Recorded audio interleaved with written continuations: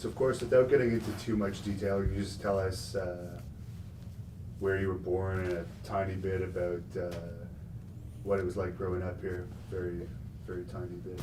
Yeah, I was born here in Phoenix and raised here in Phoenix, went to high school here, grade school, high school, and I really had a very traumatic childhood, a very early childhood with my father having muscular dystrophy and a lot of stress in the family with health issues early on as a child. But I will just cut right to the chase as far as my life really beginning to take off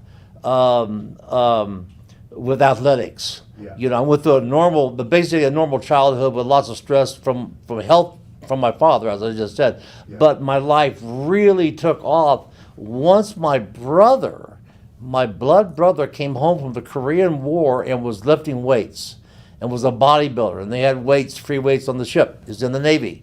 He came home and he was bodybuilding, and I saw my brother pumping iron, and he started buying weightlifting magazines, and I saw these bodybuilders early on, maybe in the 5th grade, like I was in the 5th grade when I first started working out, and I said, I cannot believe what I'm looking at, the bodybuilders. And so my brother, when I was in the 5th grade, took me to the old Burt Goodrich's gym, downtown Phoenix, a very famous name if you go back into the history of bodybuilding, and bought a membership for me. And I began bodybuilding in the 5th grade and was completely obsessed with the physiques and the big arms and the bodies of the bodybuilders.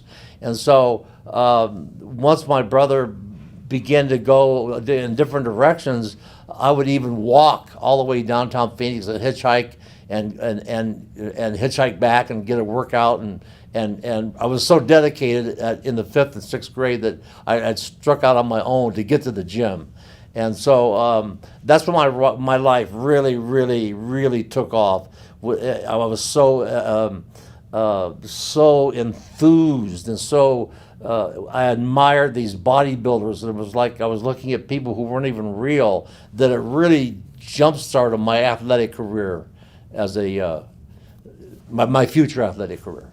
And can you tell us what high school you went to and a bit about your high school athletic career? Oh, I went to North Phoenix High School, and I graduated in 1961, and in that era, 61, 60, 59, 58, that 4 years of high school, there were only about 4 or 5, 6 maybe major high schools in the Phoenix metropolitan area, so it was very competitive, the high school spirit. And I had picked up I'd really gotten into track and field, and I really had been a major success in high school in track and field with shot put, discus, decathlon, and I probably, if I would have gone on to college, which I had college scholarship offers from my accomplishments in track and field, I could have gone to maybe I believe it was the 61 or 62 Olympics in Mexico City. And my high school coach believed that 4 years from my time of graduating from high school, I could have made the Olympics in one of those chosen sports. And what made you not go that route? What made me not go to college Yes. was and continue my athletic pursuits, which I was very, very accomplished at naturally. It was just in me to do it. They still talk about you, I hear, in Phoenix, some of your high school athletics. Yes, it was amazing. I was very gifted. It was just a natural gift, my athletic ability. I just didn't have the discipline.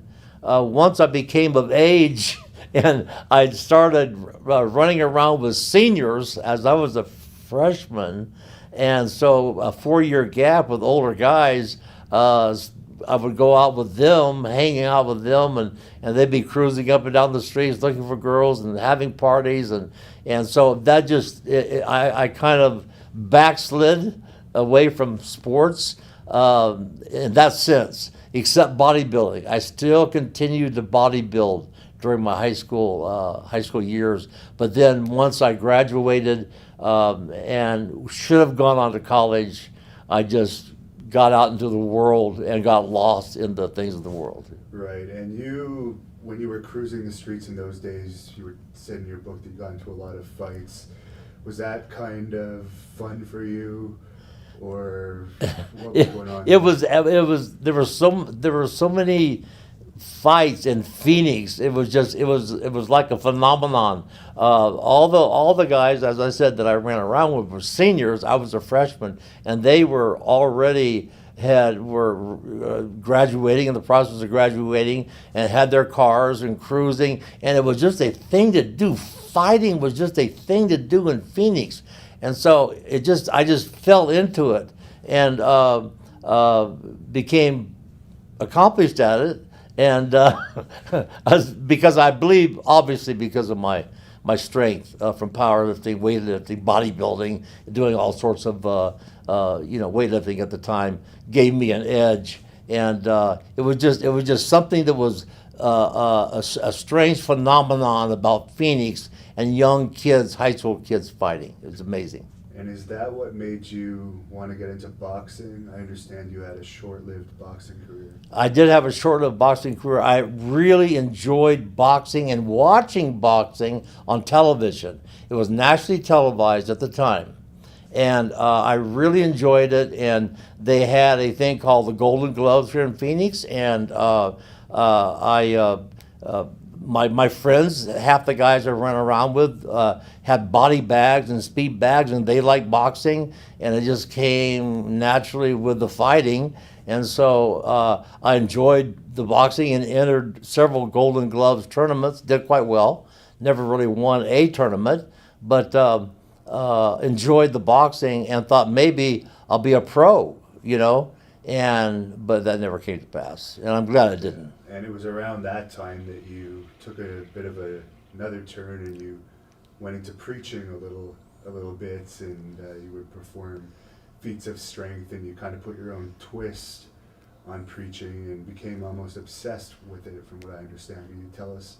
Oh, yes. How you went from being such a troubled yes to going in the complete opposite direction and trying to actually help people and yes people to God. It was a major conversion. And from being a heathen, as we were described, to being a godly young man and wanting to be a minister, and being around, it was like can't pull up the word now, but a trend at the time of preaching was very, very in the early 60s. The preaching movement, the Billy Graham evangelistic, Oral Roberts evangelistic crusades, the big tent revivals were very popular in the United States. And so I got swept up into that and sucked into and pulled into that environment, and actually started preaching, and did, as you mentioned, did some feats of strength to show young people that yes, you can be strong and still serve God, because it was a natural blemish to be, a Christian, a so-called Christian, and a good, nice person, and believe in God, and still be athletic and strong. It was like, it doesn't work, it doesn't mix. And so I set out to prove that it did mix. And in those days, some of the more experienced preachers, they actually kind of saw you as a young up-and-comer, and some of them kind of took you under their wing, gave you some shots at preaching on a larger scale, and you traveled around a bit. Evangelistic. Yeah. Why do you think you were so good at that? Are you just a great talker? Maybe it was, of course, the evangelists and the preachers and the church group as a whole would call it, you were anointed by the Holy Ghost of God to proclaim the gospel. They believed everything was divine, a divine intervention. And I believed it also because I was 19 years old, 20 years old, so I believed I was called to be in the ministry. And But then I began to see things in the ministry that I found out that everything wasn't as it appeared to be, and that human beings really are human beings. Flesh and blood really is flesh and blood, and there is the lust of the flesh, and that I began to get a little bit not as confident in the gospel. I was confident in the gospel, what it said, the actual Bible and the readings of the Bible, the scriptures, but not the people involved in it. And you ended up back in Phoenix, back to bouncing after your preaching career had kind of, the early part of it had fizzled out. What brought you back to Phoenix? Well, it was home. Yeah. It was home, and, I was comfortable here. And I came back and really started getting into powerlifting and bodybuilding at that time, and became a bouncer, a complete reversal from being a minister and speaking in youth camps and things like that, to becoming a bouncer in a nightclub. And can you tell us a bit about this nightclub? I remember reading about it. It had several levels, and there was different music on each level. It was a very unique nightclub called JD's, and they had a country and western. It was a double-decker nightclub. Upstairs was country and western music, and downstairs was hardcore rock and roll. And we probably had a staff of about 10 bouncers, 5 up and 5 down, and it was just continually throwing people out of this nightclub because of the drinking and excess, and especially the western, the cowboys who thought they were cowboys upstairs always caused the most problems when they started drinking. So there were continually fighting, just throwing drunks and guys that were just had lost it, and very few would fight back. Occasionally a few would fight back, and which was a nice challenge and brought out a very good response from us. And you've said in the past that you were so big that people would actually come from other towns to challenge you, and I've heard one story about a big, huge Samoan guy even came from some far-off place to challenge you one night. Actually, he didn't come from a far-off place. He came from Arizona State University, which is right across the riverbed, the Salt River, from the nightclub. And for some reason, he became very intoxicated. He was an All-American at ASU, and Samoan, and Samoans are very tough folks. The Tahitians and the Islanders are very, very tough people. And for some reason, he got very, very intoxicated one night, came into the nightclub calling out my name out of the clear blue sky, wanting to challenge me to a fight. And I was aware that he was almost an All-American at ASU, and very tough. And I decided, well, I better get a shot in while he's not looking to take advantage of him, because I really don't think I want to get involved with this guy, because he's very, very legitimately tough, and it's just not necessary, and he's very intoxicated. And so we had a brief altercation, and I was able to get on top, get behind, and put a legitimate chokehold across his throat. And as this was happening, they called the local police department, Tempe Police Department, suburb of Phoenix. And as the police arrived, I had him in this reverse type chokehold, and they came up with the mace to spray him so he would drop. And as he lifted up the can of mace spray, he ducked, and I cut the mace forward. And so I obviously released my chokehold on the Samoan, Tahitian, whatever he was, and then they arrested him and took him away for disorderly conduct. And I had burning eyes the rest of the night. And then years later, as I was wrestling in Hawaii, he was actually there, and we met on the streets, and we gave each other a big hug and laughed about our brief encounter at the nightclub in Phoenix. So So obviously you were really earning your money at the nightclub, taking on challengers that would Yes. come to want to face this big monster of a man. And somewhere around this time, you got an offer to go to Calgary and become a pro wrestler. Now, how did that come about? Well, actually, I got an offer to become a pro football player first Okay. by the wrestler who was wrestling in Calgary in the off season, and he introduced me to pro football and said, "Hey, you're strong." At this time, I was bench pressing right around 600 pounds. I was extremely agile and very, very, very strong. And he says, "God," he said, "you'd be a natural at pro football." And so I played for Calgary Stampeders. He says, "Come on up and try out." And what was I doing? I was just bouncing in a nightclub. I had nothing to do. So it was basically on a whim that I drove from Phoenix to Calgary to try out for the Calgary Stampeders. And I didn't like it right from the start because it was really hard hitting. It was very pro football is alignment. I was playing defensive end, and it was very hard hitting. I didn't like the actual trauma to the body, and but I did well. I did well enough that when I was released by the Calgary Stampeders, Montreal picked me up and brought me into Montreal for the rest of the preseason and a couple season games, and then cut me at that point. And before we move on, you want to just talk about Montreal a little bit? I know you like that city.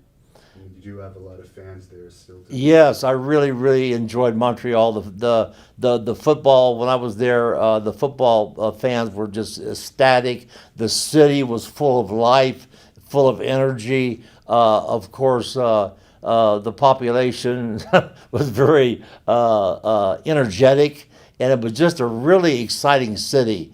And I really like Montreal, and I think it's one of my favorite cities of all time. And in those days, it was rare to see a physical specimen like yourself. Bodybuilding certainly wasn't that popular at that time, and you were really fairly lean and big.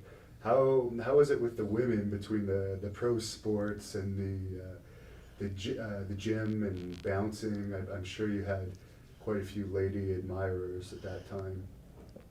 Well, it was really, I think, a mixture of all of those things that you just mentioned, plus alcohol.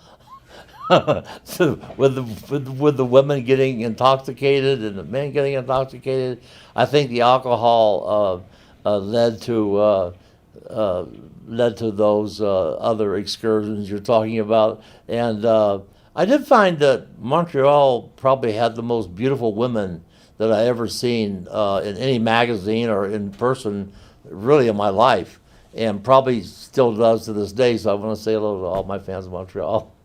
So you had your little forte into football. Did you go back to bouncing after that before you went into wrestling? Yes. Did you know about wrestling at all while you were playing football in Calgary? How did it work? I went back to bouncing in JD's at the nightclub, and the pro football player who had brought me up to try out for the Calgary Stampeders said, "Well, now, why don't you try out for wrestling?" Because he was wrestling there in the off season for Stu Hart Promotions in Calgary. Right. And I said, "Well, sure, I'll give that a try." I was just so free at that time of my life. I just had nothing to hold me back, no reason to stay put. And so I left Phoenix, Arizona in January of 1970, and it was 75 degrees. And I drove to Calgary, following my friend, to wrestle in the off season, the football off season. And when we arrived in Calgary about 3 days later, following the Rocky Mountain chain, getting colder and colder and colder, and arrived in Calgary, and they were having one of the real cold spells, and I remember the wind chill factor was like 50 below zero, and I just came from 75 degrees above zero, and my car doors had froze shut, and I was in this frozen wasteland, and I I said, my God, my eyelashes were freezing together walking to a store, and everything was just so, you were so isolated. You had to stay inside, and I was such an outsider, laying in the sun and training and that type of a lifestyle, that all of a sudden you became isolated. You had to be isolated to live and endure with 30, 40, 50 below temperatures. And so I didn't like that part of it whatsoever. It was really a shock to my system when I arrived in Calgary to begin my wrestling career. Did you know anything about wrestling at that time? Did you think it was a work? Did you think it was a shoot? What were the thoughts going on in your head? All I knew about wrestling was what I had seen on television in Phoenix, which was then, as a kid, nationally televised, I think by the DuPont network, the old DuPont network. If historians would know this. And I would watch it as a young kid and was mesmerized by these wrestlers. And I watched it with intensity, not knowing that I would actually try to be a wrestler someday. And one name came up during this period of time that you may recall, being a wrestling historian, the name of Sky High Lee, a very famous wrestler at one time, was, I think, maybe one of the first kind of giants in the wrestling. He kind of had giant features. Well, Sky High Lee turned out to be very ironic, my wife's mother's second cousin. Of all things, my future wife Valerie, her mother, Sky High Lee, actually was her first cousin. And so I had a relationship through marriage to Sky High Lee. And when I found that out, I was thrilled, of course. And but I had no other knowledge about pro wrestling whatsoever. And you came to actually one of the toughest territories there was in pro wrestling, not only because they did a very rough style, but because it was very cold. The traveling distances were hard, and there was a lot of ribs, a lot of animosity, and a lot of breaking in the hard way to the new wrestlers. So can you kind of tell me what your experience was like going there? I'm sure a lot of wrestlers were jealous of you because you were a big bodybuilder, and just what was it like getting to Calgary? Well, I tell you, once I arrived, and I wasn't aware that the dungeon of Stu Hart was so infamous and yet to become really, really famous.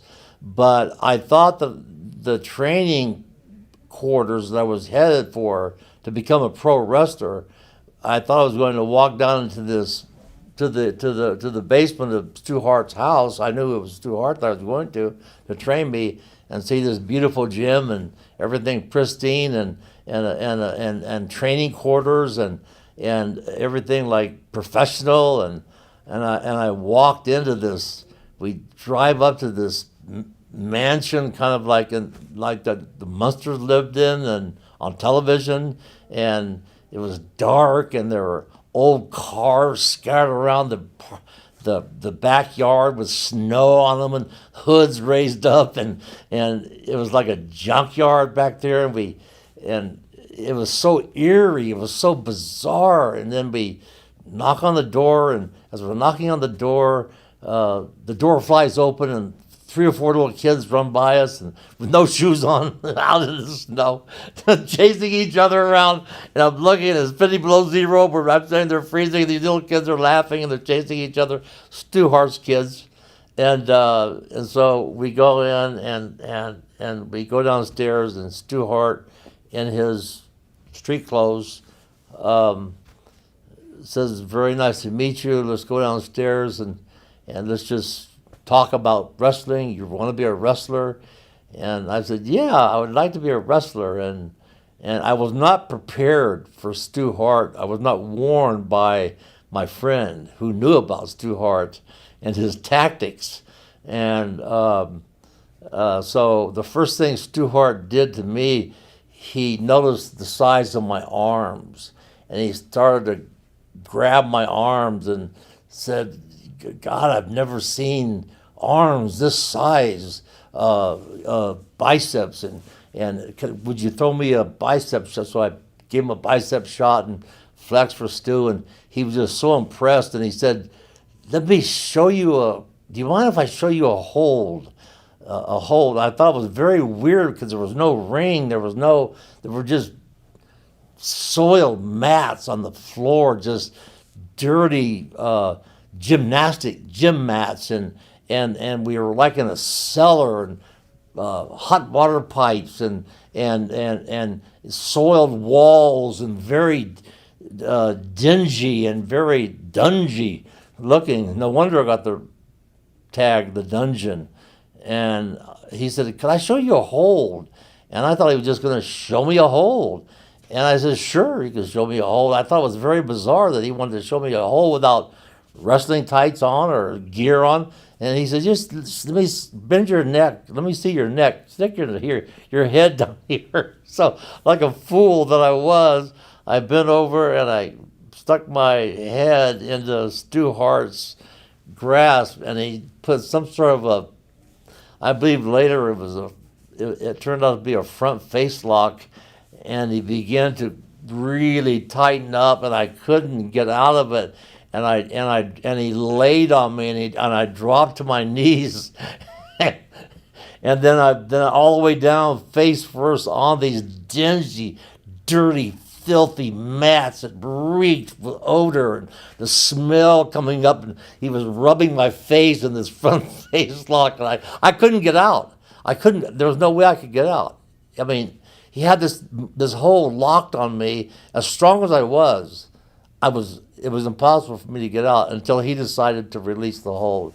So I finally released the hold, and I couldn't straighten my neck out for probably an hour. It seemed like an hour, just minutes, but finally I was able to get up to off my prone position, face first, in these filthy, dirty mats. I got up, and I finally stood up and straightened up my neck, and I said, "Okay, that's great. Thanks for the lesson." And I told my friend Bob, I said, I think we should go now. I think we should. I think I've had enough. My first wrestling lesson, this was enough for one night. And then Stu went right back like nothing had happened, right away to my arms again, grabbing my triceps and saying, "God, I've never seen such huge arms. How big are your arms?" And I said, 22 inches. And he said, "How much can you bench press?" And I said, "Probably 600 pounds. And he said, "Can you do it now?" I said, "Not now, not after what you just did to me, but give me a few days to recuperate." So a long story short, I spent about 5 days in the dungeon being mauled by Stu Hart, and then it was time to become an official pro wrestler and get in the ring. And it was Stu Hart's brilliant idea for me to go around this whole entire loop of this territory, of all these towns that made up the Calgary territory, and arm wrestle all challengers, because I was a very good arm wrestler, and I really hadn't been beaten, and I did a lot of arm wrestling in the nightclub. And so I went to all these towns, taking on all comers, arm wrestling, to set up my future wrestling career. And of course, there were just ungodly miles and miles of snow-covered, flat prairie land. And I was just wondering, what am I doing, driving all these endless miles to these cities and these arenas with some not very many people, some packed, and so I endured. I endured. Back to the arm wrestling for a second. Did you ever have any close calls with fans in the ring? Oh, never. Some had thought they were really, and they were probably very good, but I was just so strong, and I knew the techniques of arm wrestling, how to shoot my elbow forward and put the shoulder down, and a lot of tricks of really arm wrestling that these farmers were unaware of. And so even if they were good, they were nearly not my strength and could never come close to beating me whatsoever. Did you ever sample any of Stuart's cooking while you were there? I didn't actually eat his cooking, even though he was renowned for his meals, but he always brought these boxes of, like, equal to our Safeway stores here in the United States, the big markets full of, and big boxes full of, ripe fruit. He called it food that was ripe fruit, but we called it like fruit that was rotten, and bananas and apples and pears, and he would offer this fruit. He says, take as much as you want, take it home with you, and back to your hotel, and eat all you want. And it it was obviously not good food, and so that was my experience of. But I didn't personally dine at the table of Stuart. I didn't want to take that chance. So at that time, I think you were still going under your real name. Yes. And what led to you becoming superstar Billy Graham? Well, once I left Calgary and came back to Phoenix, one thing that made me leave Calgary, and I don't know if this has ever been said before, but I made a road trip with a wrestler called Wild Bill Jeromo, who was in the territory at that time. And we were going to a city called Lethbridge. And I was riding with him, and I noticed that on his sun visor and headliner of his car were photographs of his family that he had tacked to his sun visor and kind of pinned to his headliner of his car. And I was riding with him, and I was looking at his family, and I'm saying to myself, and I said, man, what a family you have. You look at your kids and his wife, and he says, yeah, I haven't seen him in a long time. And I said to myself, here I am in the wastelands of Canada, man, freezing, sub-zero, and here's a guy with photographs of his family. I said, do I want to do this for a living? Do I want to be away from what family I have? And all I have of this family are photographs pinned to a sun visor of my car and pinned to the headliner of my car, and there's my family, and here I am out in the wilds of Canada. And that was the deciding thing for me to actually, once it came time for me to leave, I made the decision. That was one of the main reasons I left Calgary and thought that I would probably never wrestle again, because I did not want to end up in a car driving the wastelands of Canada with my family taped and pinned to the sun visors of my car. It's a horribly depressing image. So that's, of course, when you went back to bouncing at JD's, and you had your first encounter with a very unique character, Dr. Jerry Graham. Yes, the legendary Dr. Jerry Graham. Went back to bouncing, and lo and behold, one night, Dr. Jerry Graham walks in, and he was a local. We all knew who he was because he had been in a lot of, not only because of his wrestling accomplishments, we knew he was a pro wrestler, but he had always been in fights and had a major problem with alcohol, always drunk, always out of it. And so we said, oh man, Jerry Graham, Dr. Jerry Graham is in the house. And so, long story short, we became friends on his very first visit into the nightclub. And I told him, hey, Dr. Jerry Graham, I just returned from Calgary. I wrestled, Stu Hart trained me, and I said, I don't have anywhere really to wrestle now. I said, I think I'd like to wrestle in a better place than Calgary, a little warmer maybe, and he laughed. He said, well, let's continue your career. And so I actually started training with Dr. Jerry Graham And he said, well, why don't you just become another Graham brother? We'll just make you another brother. We already had Eddie Graham, Luke Graham, and Jerry Graham. And we'll just make you a fourth brother, just like that. I said, really? We can do that? I can just become a brother? I was not fully aware of all the little tricks of pro wrestling. He said, sure, we'll just make you. He said, what name do you want? I said, well, I really like the Reverend Billy Graham, so I'll just become Billy Graham. He said, that's a good name, Billy Graham. He said, okay, you're Billy Graham. You're my youngest brother, Billy Graham. And at the same time, the rock opera Jesus Christ Superstar was out. And a few months into the Billy Graham name, I was listening to Jesus Christ Superstar, the rock opera. I thought, man, that'd be a great name to put before Billy Graham. So I picked up the Superstar part of that rock opera and added that to Billy Graham. I said, this sounds pretty catchy. I think I'll go with this. So, were you actually the first wrestler to be called Superstar? Did you kind of coin that term? Yes, and actually, I was one of the first athletes to use the phrase, going back and looking at it. I had some other people do some research on this as well, to really start using the phrase superstar outside of that rock opera in mainstream terminology, and using it as a tag to other sports.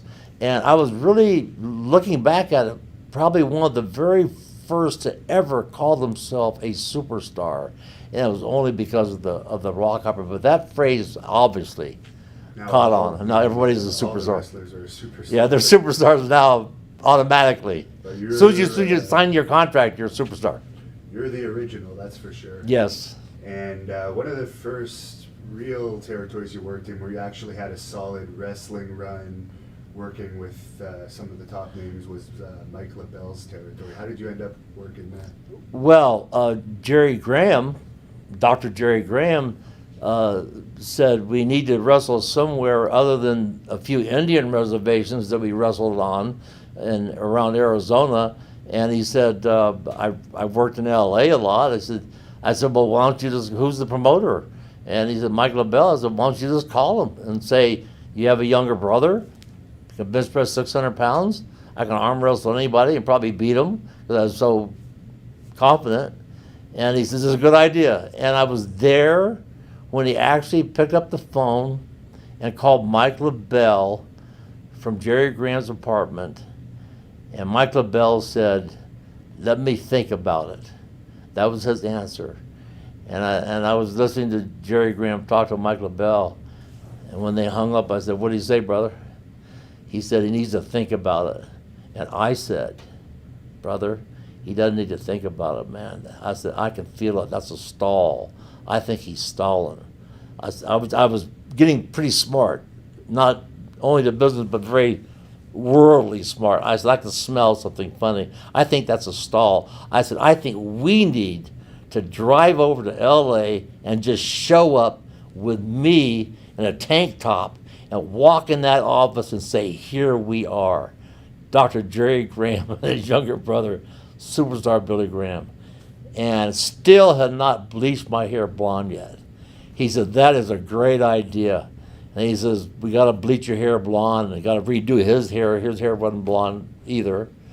And so we brought out the bleached our hair blonde, and drove directly to Los Angeles from Phoenix, got a hotel, Santa Monica. The next morning, walked into that office, and Fred Blassie was the head booker with Charlie Moto, a Japanese fellow, and Mike LaBelle in the office, and we walked in, and their jaws dropped when they saw Dr. Jerry Graham. And Freddie Blassie hated Jerry Graham with a passion. I don't know why. Because he had an alcoholic and everything, and all of his problems and stuff. And they literally, jaws hit the ground, and the first words out of Mike LaBelle's mouth to us, to Jerry Graham actually, was, I thought I told you we'd think about it and we would call you. And then I said, I could feel the tension. Immediately I could feel the tension. I said, well, I just thought it'd be better if we came over and you could take a look at me and this right here, nobody has. I was an instant promo. I just started cutting a promo instantly, and I said, nobody can beat me in arm wrestling. And I can go on your television and accept all challengers. And I said, we will get over. I cut a promo, an instant promo, just came out of nowhere automatically, and Michael Belvin, and they all, and Freddie Blassie kind of paid attention, and they said, well, that may not be a bad idea. And so they're taking a look at me, and I said, because they were thinking beyond Jerry Graham and really maybe superstar Billy Graham. So they actually took us, and they said, okay, we're going to give you a chance. But they warned Jerry Graham. They warned him. They said, if you screw up one time, in other words, if you get drunk and you can't perform one time, you, pointing to me, are fired. I said, well, why should I be fired? I don't even drink. Yes, what? He said, well, you're a tag team. We're going to make you a tag team. And if he goes, you go. So, in other words, I got to be a babysitter. Exact words I told Michael Bell. He said, that's right. You got to babysit Dr. Jerry Graham if you want this thing to work. So that's what I did. I had to babysit him. And how was your success there in a nutshell? It was a pretty popular territory at the time. There was very good crowds at the Olympics for the bigger events. So how do you feel your run was there? It was very good. And Jerry Graham lasted about 2 weeks and abstained from drinking. And then one night decided to get some drinks, alcohol, get a six-pack on the way back into town, and got drunk. And I let him out of the hotel that we were staying at, and he proceeded to go on downtown Los Angeles to get drunker and drunker, and got arrested and thrown in jail. And so that, of course, got back to Michael Bell. We had a phone call the next morning. I did, to come to the office immediately. And Jerry Graham was still in jail, so they had to bail him out. And they said, you're fired. We give you 2 weeks notice right now. You're gone. I said, wait a minute. I didn't do anything. I don't drink. I don't even drink. And I said, I would like to stay. I would like to stay. I don't drink. I said, I'm not a problem. I said, and I distanced myself from Dr. Jerry Graham. And they said, well, Michael Bell said, well, let me think about it. But they did give Jerry Graham, and the next 2 weeks was hell on earth, because he drank every night after every match and got so drunk and so far out there that I had to drag him out of these bars and nightclubs on the way back to Los Angeles. And it was hell for us, hell for me, because I wasn't even a drinker. I didn't even drink. And I had to babysit him literally. And President Nixon was the president at the time, Richard Nixon, living in San Clemente, California. And on the way back from San Diego, we stopped in San Clemente so Dr. Jerry could get a couple six-packs to drink on the way back up to Los Angeles. And he just decided to go inside the bar. And I said, man, are we going to spend the night in San Clemente? We're only 70 miles from L.A. And he started drinking and drinking. We got a room. And he got so drunk, and this is the home away from the White House of President Richard Nixon, and so full of secret security, secret security people. He got so drunk and so out of control. Finally came back to my room about 2 o'clock in the morning, after causing havoc at the bar, and got in the room. And the next thing, red lights everywhere, beating on the door, Secret Service. This guy, the President of the United States, lives here. This is a summer retreat. This guy is a maniac. He's drunk. He's beating people up. He's destroying things. And I said, look, man, you can tell I'm not drunk. I don't even drink. They said, yeah, but you're with him. I said, well, look, why don't we do this? Let me get him out of town. I said, instead of throwing us both in jail, because they said, you're going to jail, both of you right now. You can't do this in the home of the President of the United States of America. You can't act like this. You can't get away with this, because he was wild when he was drunk. So I said, I'll get him out of town. We'll leave right now. They said, get him in the car. We want to see it, man. I got our stuff together, threw him in the car, and drove to Los Angeles. And then, thank God, the 2 weeks was up. But a horrible thing, I'll throw this story in, because it was outside of wrestling. A horrible incident happened right here in Phoenix with Jerry Graham when his mother died, and she owned a lot of land up in North Phoenix. It was worth a lot of money, $500,000 back then in the 60s. That was probably like $1 billion today, maybe, who knows? A lot of money. She owned a lot of land, and she died in the hospital. And Jerry Graham, Dr. Jerry Graham, went into the hospital here in Phoenix. This was before I became a wrestler. This happened about a year before I met him. Went into the hospital with a pistol, with a gun, and pulled it on the doctors and said, I want my mother. I want to get my mother out of here. And they said, sir, your mother has passed away. She's dead. And he says, yeah, I know, but I still want her. He walked into the room where they had her. He said, take me to her. They did. Of course, they had a gun. Jerry Graham had a gun on the doctors. Took his mother, threw her over his shoulder. Dead, deceased mother. Carried her out to his car. Put her in the front seat of his car. And drove away with his mother. And so, of course, they called the police. You pull a gun on a doctor in the hospital, my God.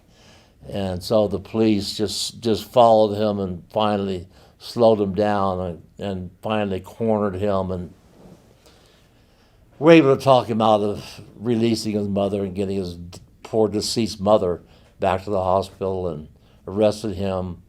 And then it came to realize that once the paperwork came from his mother that all the land that she owned, she didn't leave any to him. She left it to some charity, about $500,000 worth of land.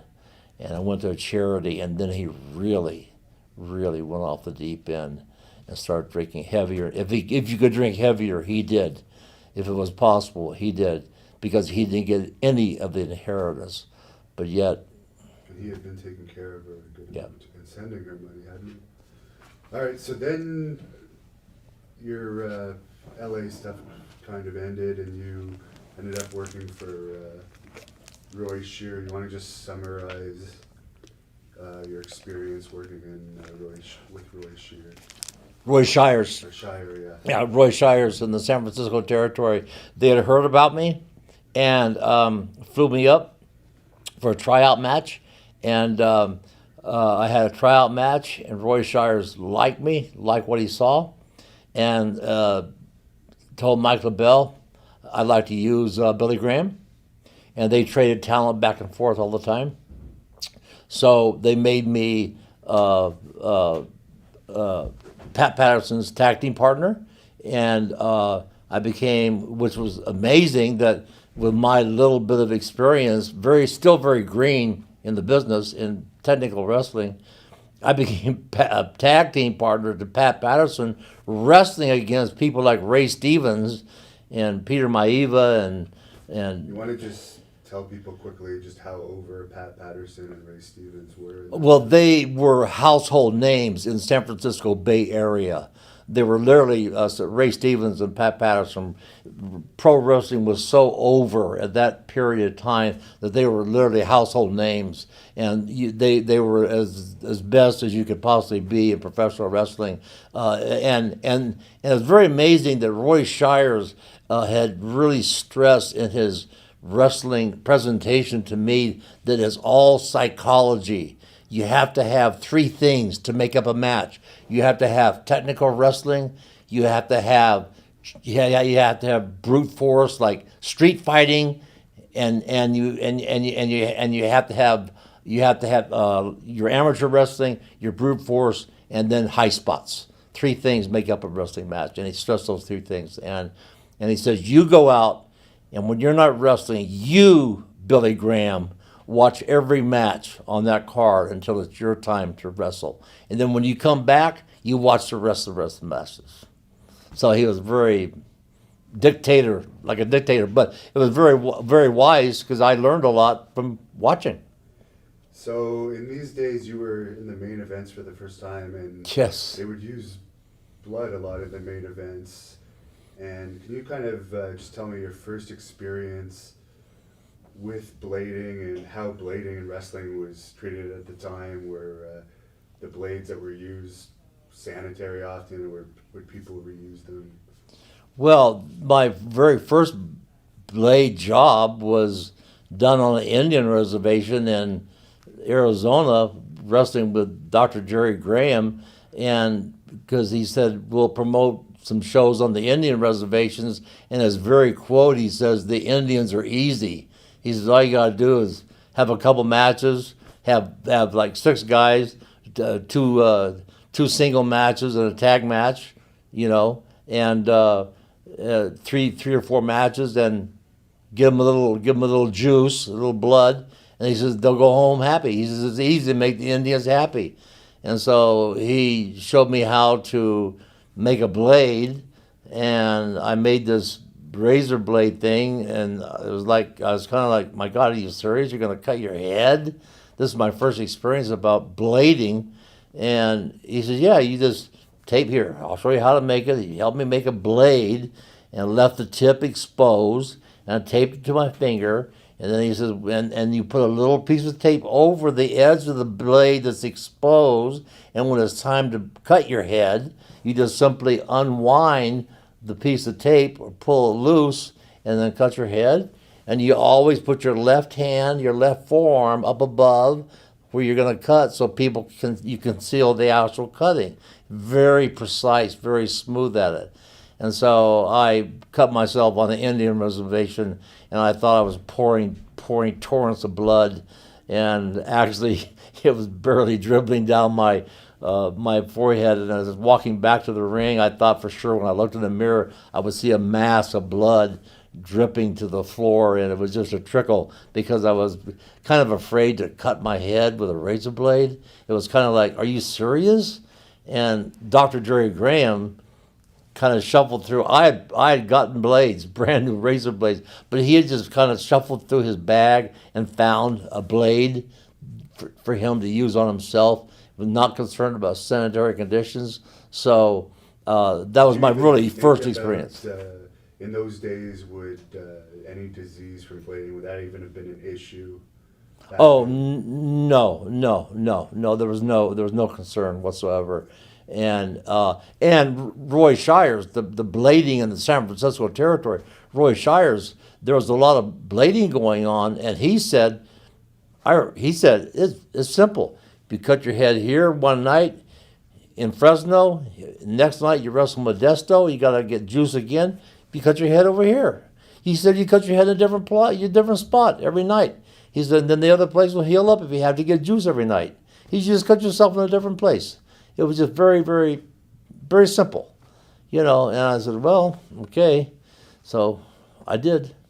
So that's where you really made a name for yourself, and would you say you were kind of a main event star from that point on in your career? Yes, that confirmed my position as a main event wrestler, and the timing was so perfect. At the 1 year, I had a 1 year run in San Francisco, and at the end of that run, Ray Stevens left San Francisco and went to Minneapolis to wrestle in Minneapolis, the AWA, and I left and went back down to Los Angeles for another run in Los Angeles.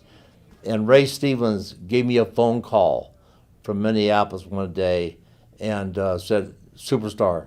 By then I picked up the name Superstar because of the rock opera. And he said, Superstar, he says, why don't you come up here to Minneapolis? You can make some real money in Minneapolis. It's a huge territory with big cities, man. And he says, you're good enough. He says, you'll make it. He says, I'm going to personally endorse you. So I said, man, that's great. That's fantastic. So I got a personal endorsement from Ray Stevens, left Los Angeles, drove to Minneapolis, and started wrestling in the AWA. And before we move on too much to the AWA, Pat Patterson, I guess you were kind of a protege as Oh, he is yes. in Roy Shire's territory. Yes. What is your opinion overall at this point in your career?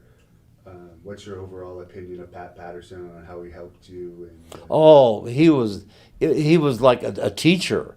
He was invaluable. As a matter of fact, all of them, including Ray Stevens and Peter Maiva, all of them were so gracious. And Patterson and Patterson was the one who taught me how to blade. Really blade and conceal the blading, and would watch me and said, "Oh, you did a good job," and was very, very helpful. I mean, coaching me all the way along, every step of the way, and that experience, being with the elite professionals, was really amazing. That I had that opportunity to prepare me to become what I became in the AWA.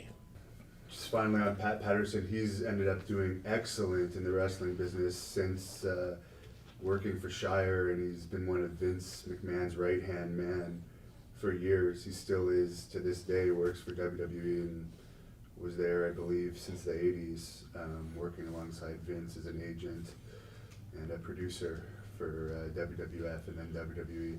What do you think of his mind for the wrestling business?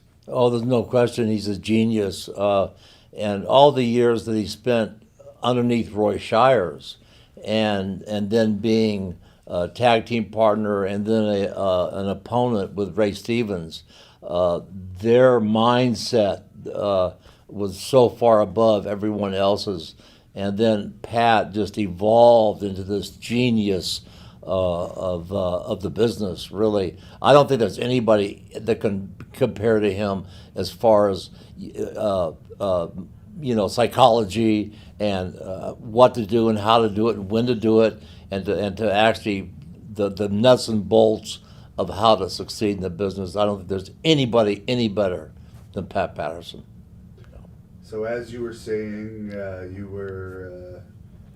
Ray Stevens brought you to the AWA. Would you say the AWA was probably the biggest territory at the time in the United States, covering the most area? Oh yes. I was amazed that Minneapolis being the home base, and they actually had Denver, Colorado as part of their territory. Winnipeg, Canada as part of their territory. Chicago, co-promotion with the Bruiser, part of their territory. All the way down to Nebraska, Fargo, North Dakota. My God, it was so spread out. It was just phenomenal. And it was probably the most successful territory because of the immense size and the large cities, that it was just, and once I got over, which was very, very quickly I got over, I started flying, because there were trips 400 miles one way from Minneapolis to Fargo, North Dakota. I just couldn't do that and still train and maintain a physique that I wanted to maintain. I just couldn't do those hours, so I just started flying to all the cities that I could fly to, and it was a tax write-off anyway, part of your write-off. Were you paid well in those days? Yes. Vern Gagne paid exceptionally well and was known for his payoffs. He was known to take care of his wrestlers, and he paid exceptionally well. And really, it was compared to other territories, there was no question that he was probably the best payoff man in professional wrestling at that time. So, very generous. Of course, Vern Gagne was the owner and one of the big stars of the AWA. I wouldn't call him a star. No. I personally would not call Vern Gagne, no personal offense to Vern Gagne or his family, son Greg, whom I think the world of, but I would have not called Vern Gagne a star when you had a Ray Stevens there and people like that, Nick Bockwinkel and the Crusher. The Crusher was a star. The Crusher mesmerized people. Okay, I would just not call him a star in that sense of the word. I would call him over, yes, respected, yes. I respected the man. You know, everybody respected the man, and he was an excellent wrestler, but I would not consider him a star. I just wouldn't. So you don't think he was one of the main actual draws? No, I do not believe that if it was up to him to draw all the houses and all the money, it would have never been the success it was. Never. If he would have been the sole money drawer of that territory. The Von Raschkes, Ray Stevens, the Crushers, the Bruisers coming into Chicago, places like that, never. Not on his own. Wahoo McDaniel and myself, people like that, no, never. And you did have some matches with Vern during your stay in the AWA. Yes. Horrible matches, in my opinion. He was such a technical wrestler, and that was a great thing. I mean, I think he went to the Olympics. I don't know. You may know. You're a historian of wrestling, but I found that his style of wrestling did not fit my style of wrestling compared to a Wahoo McDaniel, for instance, a wild Indian type character who was a fighter and a brawler, and who he and I personally set attendance records in many venues across that territory after we did an arm wrestling angle on television. And Wahoo put my arm down, I picked up the table, crushed him over the head with the table, and he bladed, and we did the angle, and that thing was so hot. We got the first sellout in Green Bay, Wisconsin, 12,000 people in Green Bay, Wisconsin to see me and Wahoo wrestle each other. That was the hottest angle ever in that territory. And Vern Gagne could have never done it. Now, Wahoo was a very intense wrestler. What was it like wrestling him? Yes. It's kind of not the style you're used to. Wrestling with Wahoo was a pleasure.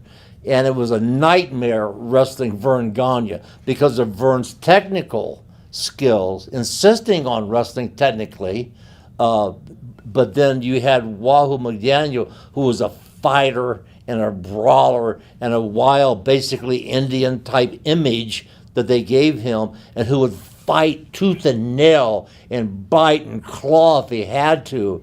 In the mat, and hit you with chairs and choke you with microphone cords and kick and stomp and fight, which was my style and which made us just blend and just gel so perfectly compared to a Vern Gagne technical skill that just completely threw me off, and I regretted every time I was booked, which wasn't very often because our matches just didn't work and people didn't enjoy the matches. And another amateur wrestler in the AWA that you had matches with was Mad Dog Vachon. He was very over in that territory. Yes. What are some of your memories of him as a person and of your actual matches with him? We had a match. It was a rare tag match. It was a rare tag match. My tag team partner was Ivan Koloff, Russian Bear. Ivan Koloff was extremely over as a heel, against Mad Dog Vachon and the Crusher in Milwaukee. And that was a real Mad Dog Vachon teaming with the Crusher in Milwaukee against Superstar Billy Graham and Ivan Koloff, set an all-time attendance record for that building in a cage match. And so, of course, that was just complete chaos, fighting, biting. There was no wrestling. You could take wrestling down off the marquee and just put street fight, because that's what it basically was. And that's what his style was also. I didn't have that many matches with Mad Dog because he was a heel, and I was a heel. But the few matches I did have with him was at least I was able to fight and be more aggressive with my style of wrestling as opposed to having to wrestle somebody with technical skills. And Mad Dog's also kind of legendary outside of the ring for his brawls that he's gotten into. Have you ever witnessed any? I never witnessed anything of Mad Dog. I heard a lot of stories, but I never saw him in action. What about the infamous plane incident? Did you ever hear that story? Yes, I was in the territory when he opened the door. Is that the story you're talking about? Could you tell us that story? Well, I believe the story. They had hired a private airplane go to a town and get back to Minneapolis. And Mad Dog, Ivan Putski, I think, was on that flight. Somebody else. I believe. Who? Was Jesse on that flight? I don't know if Dusty might have been. Baron von Raschke, maybe. A lot of the top people were on the flight. And Mad Dog Vachon opens the door in mid-flight of a private airplane and kicks open the door. And it's a twin-engine private plane, and is completely drunk and just out of control, and unhatches the door latch and kicked it open in flight, 15,000 feet in a private airplane. And of course, it put everybody's lives at risk. And I tell you, if I would have been on that flight, once we landed, it would have been the end of Mad Dog his career, because it would have put my life, everybody's life was really in jeopardy. And that was a foolish, insane thing to do. It was just stupidity. What was the wrestlers' reaction? Oh, they all were. Well, first of all, they were petrified that the plane would go out of control because the doors open, throws off the equilibrium of the air pressure inside the airplane, and that they were going to crash. And so they were somehow able to pull Mad Dog back away from the door, and then pull the door back up and relatch it. And everybody was ultra mad and hot and just. So you became good friends with Dusty Rhodes eventually. Did you first meet him in the AWA, or would it have been in Florida? AWA. We first met in the AWA, became instant friends in the AWA, and What bonded you two together? I think it was our promo style. We both enjoyed our promos, and we had a lot. Our promos were almost identical, a lot of them, and they were we had a lot of fun with our promos, and he was just a lot of fun to be around. And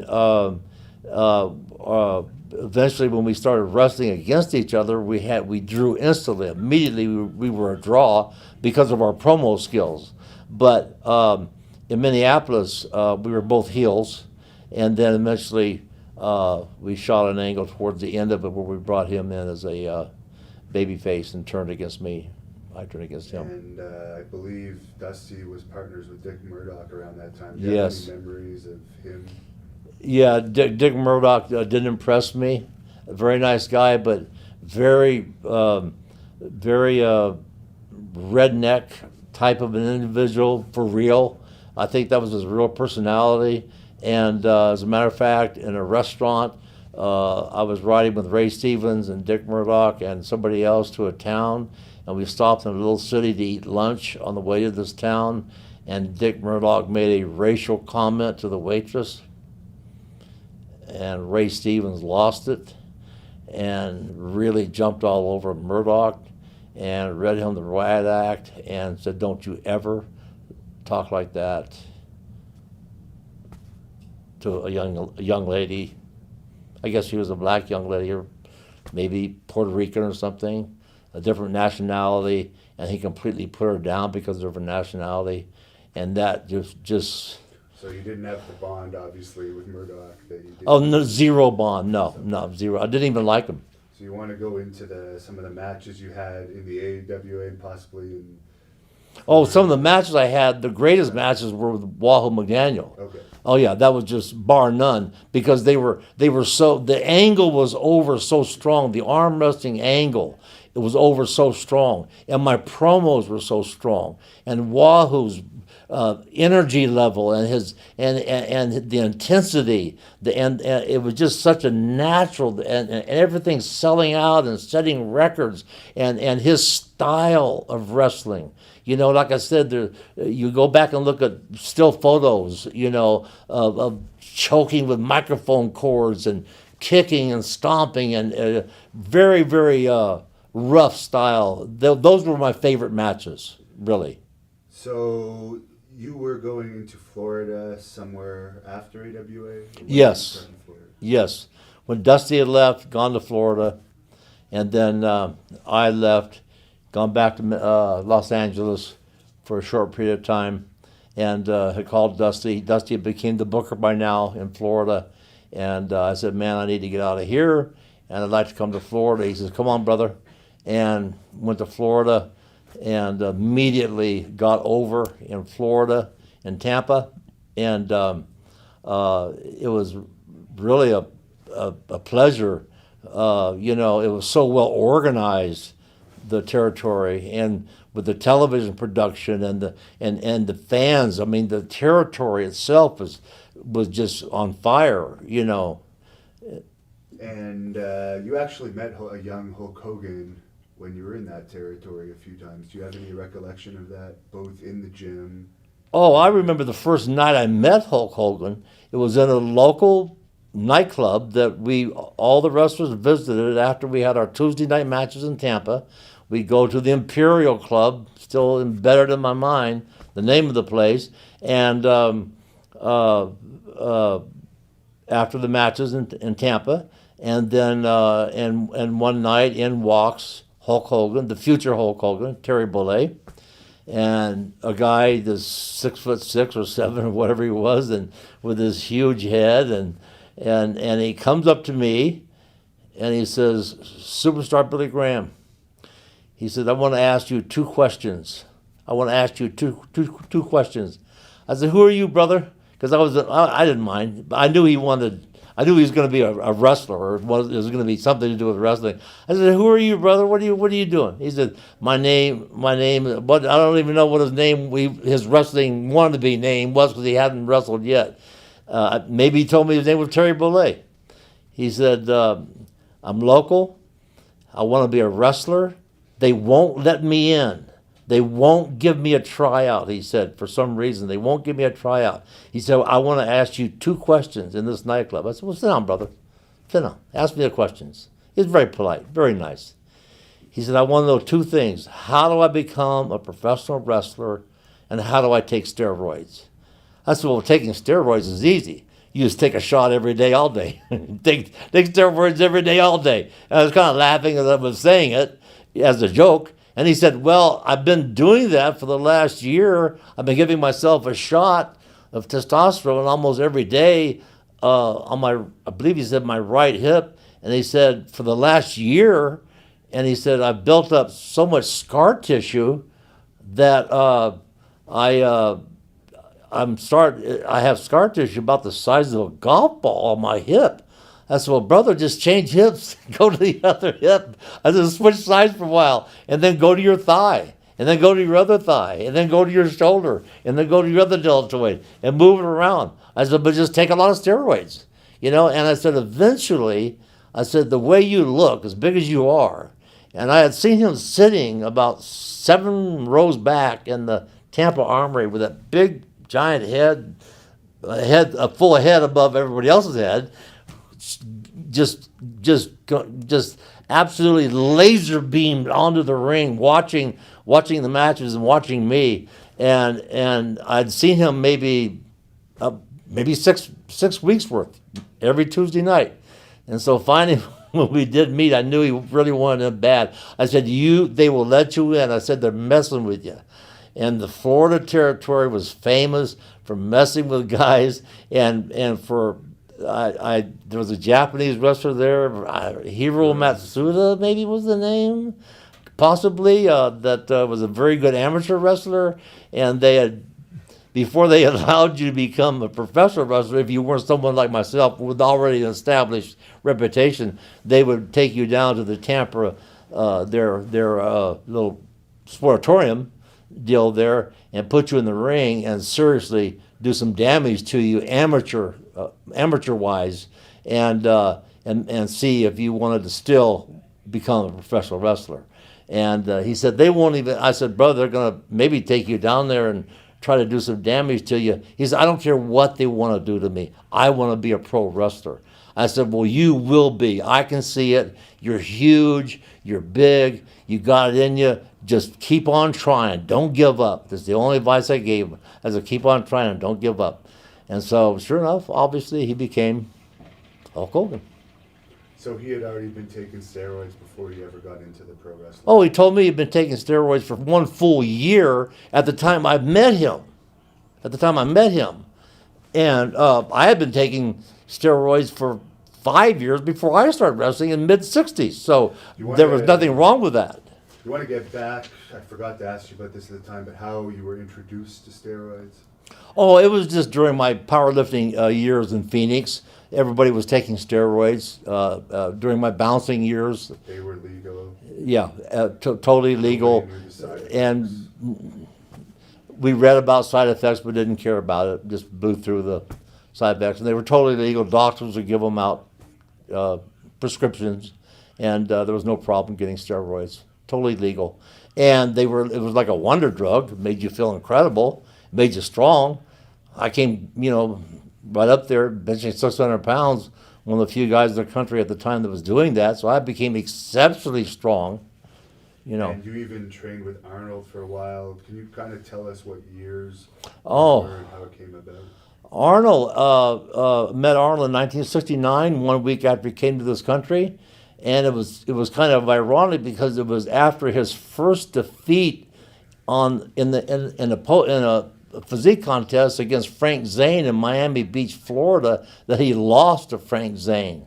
And then came into Joe Gold brought him into Santa Monica, and I met him on his first night in Los Angeles with Dave Draper, Peanuts West, and a few other guys, and Because you were training at Gold's. I was training at Gold's, the first and original Gold's gym, and met Arnold. Kind of gravitate to you because you were one of the biggest in the gym. Yes, it was funny because I had really had gotten huge, and he had this natural charisma that we started taking photos right away because he had a photographer with him, Art Zeller, one of the early legendary, iconic photographers of bodybuilding. And so we started taking photos together of our first meeting, and he was very animated and very excited and very happy and very thrilled to meet me and over the size of my arms, and so it was really a great meeting, and fortunately I still have those photographs, the original photos of that first meeting ever in 1969 of Arnold Schwarzenegger being in this country for 1 week. It's really amazing. So, and you ended up becoming friends with him for a while, didn't you? Oh yes, I trained with Arnold for years after that, and then I became the pro wrestler that I did. And every time I came back into Los Angeles, I would go to Gold's and train with Arnold. So, and actually took Arnold to the matches several times. What was it like working out with Arnold? Oh, Arnold was so driven. Arnold Schwarzenegger was so driven, so focused on bodybuilding that it was all mental. The drive that he had and the focus that he had was beyond anything or anybody I had ever seen. I had trained hard, but nothing compared to the dedication that Arnold had. I had never seen that before in my life. And I was just really impressed, and even more impressed when he told me he was going to be a movie star. I said, Arnold, you're going to be a movie star? He told me this early on. I'm going to be a movie star. And I said, you can't even speak English, Arnold. And he had a hard time with English. And I said, I'll get by it. I'll be a movie star. You're not going to be a movie star. You can't even speak English. And I actually helped Arnold enroll in Santa Monica Community College. And it was really funny because he was having a hard time with English. And I just constantly ribbed him about that, joked him about that. But he learned enough English to become a movie star. What was his reaction to watching you wrestle? Oh, he was thrilled by it. He loved it. He really enjoyed it. And I got a special photo of him trying to put an arm bar on me. It's really kind of a funny photo. But he really enjoyed the wrestling. Really enjoyed it. Did he ever consider maybe having a match or two, since wrestling was popular in LA at the time? And No. He never considered pro wrestling for an instant. It was always the movies. I'm going to be a movie star. I'm going to be in the movies. And that was it. And he is actually the godfather of your daughter. Yes. How did that come about? Well, my daughter was born in 1972 in Santa Monica, Capella, and I asked Arnold to be the godfather to my daughter, and he said absolutely, and he was thrilled to be, and it's a very simple thing, and so and being European, I think they have a little different take on being a godfather or something along those lines. They take it very seriously, and he was always very faithful. He called my daughter and stayed in touch with her, was very proud to have been close to my daughter that he was, so that was very nice of him, very nice. Interesting. And do you have any, what's your favorite story between you and Arnold of your friendship with him over the years? Oh, there were so many. Being around him was just amazing because some of that focus and drive rubbed off on me. And I'll never forget one day it was resting in that Los Angeles territory was a dream because you had time to train, you had time to lay in the sun, and then you had time to drive to your town, which was San Diego, or over to Bakersfield, somewhere nearby.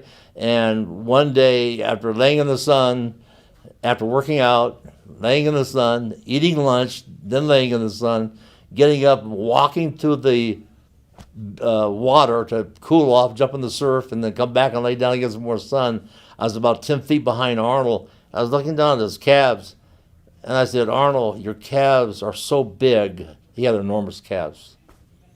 I said, they're so big, it makes your knees look insignificant. And he stopped and turned around and said, what does insignificant mean? He didn't know what the word insignificant meant.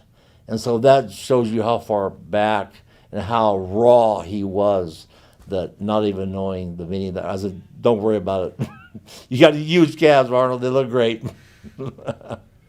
So now getting back to Florida, you feuded with Dusty Samoan. You worked for Eddie Graham, who was another kind of thought of as a wrestling genius, like Roy Shear. What's your opinion of Eddie as a promoter and his booking style?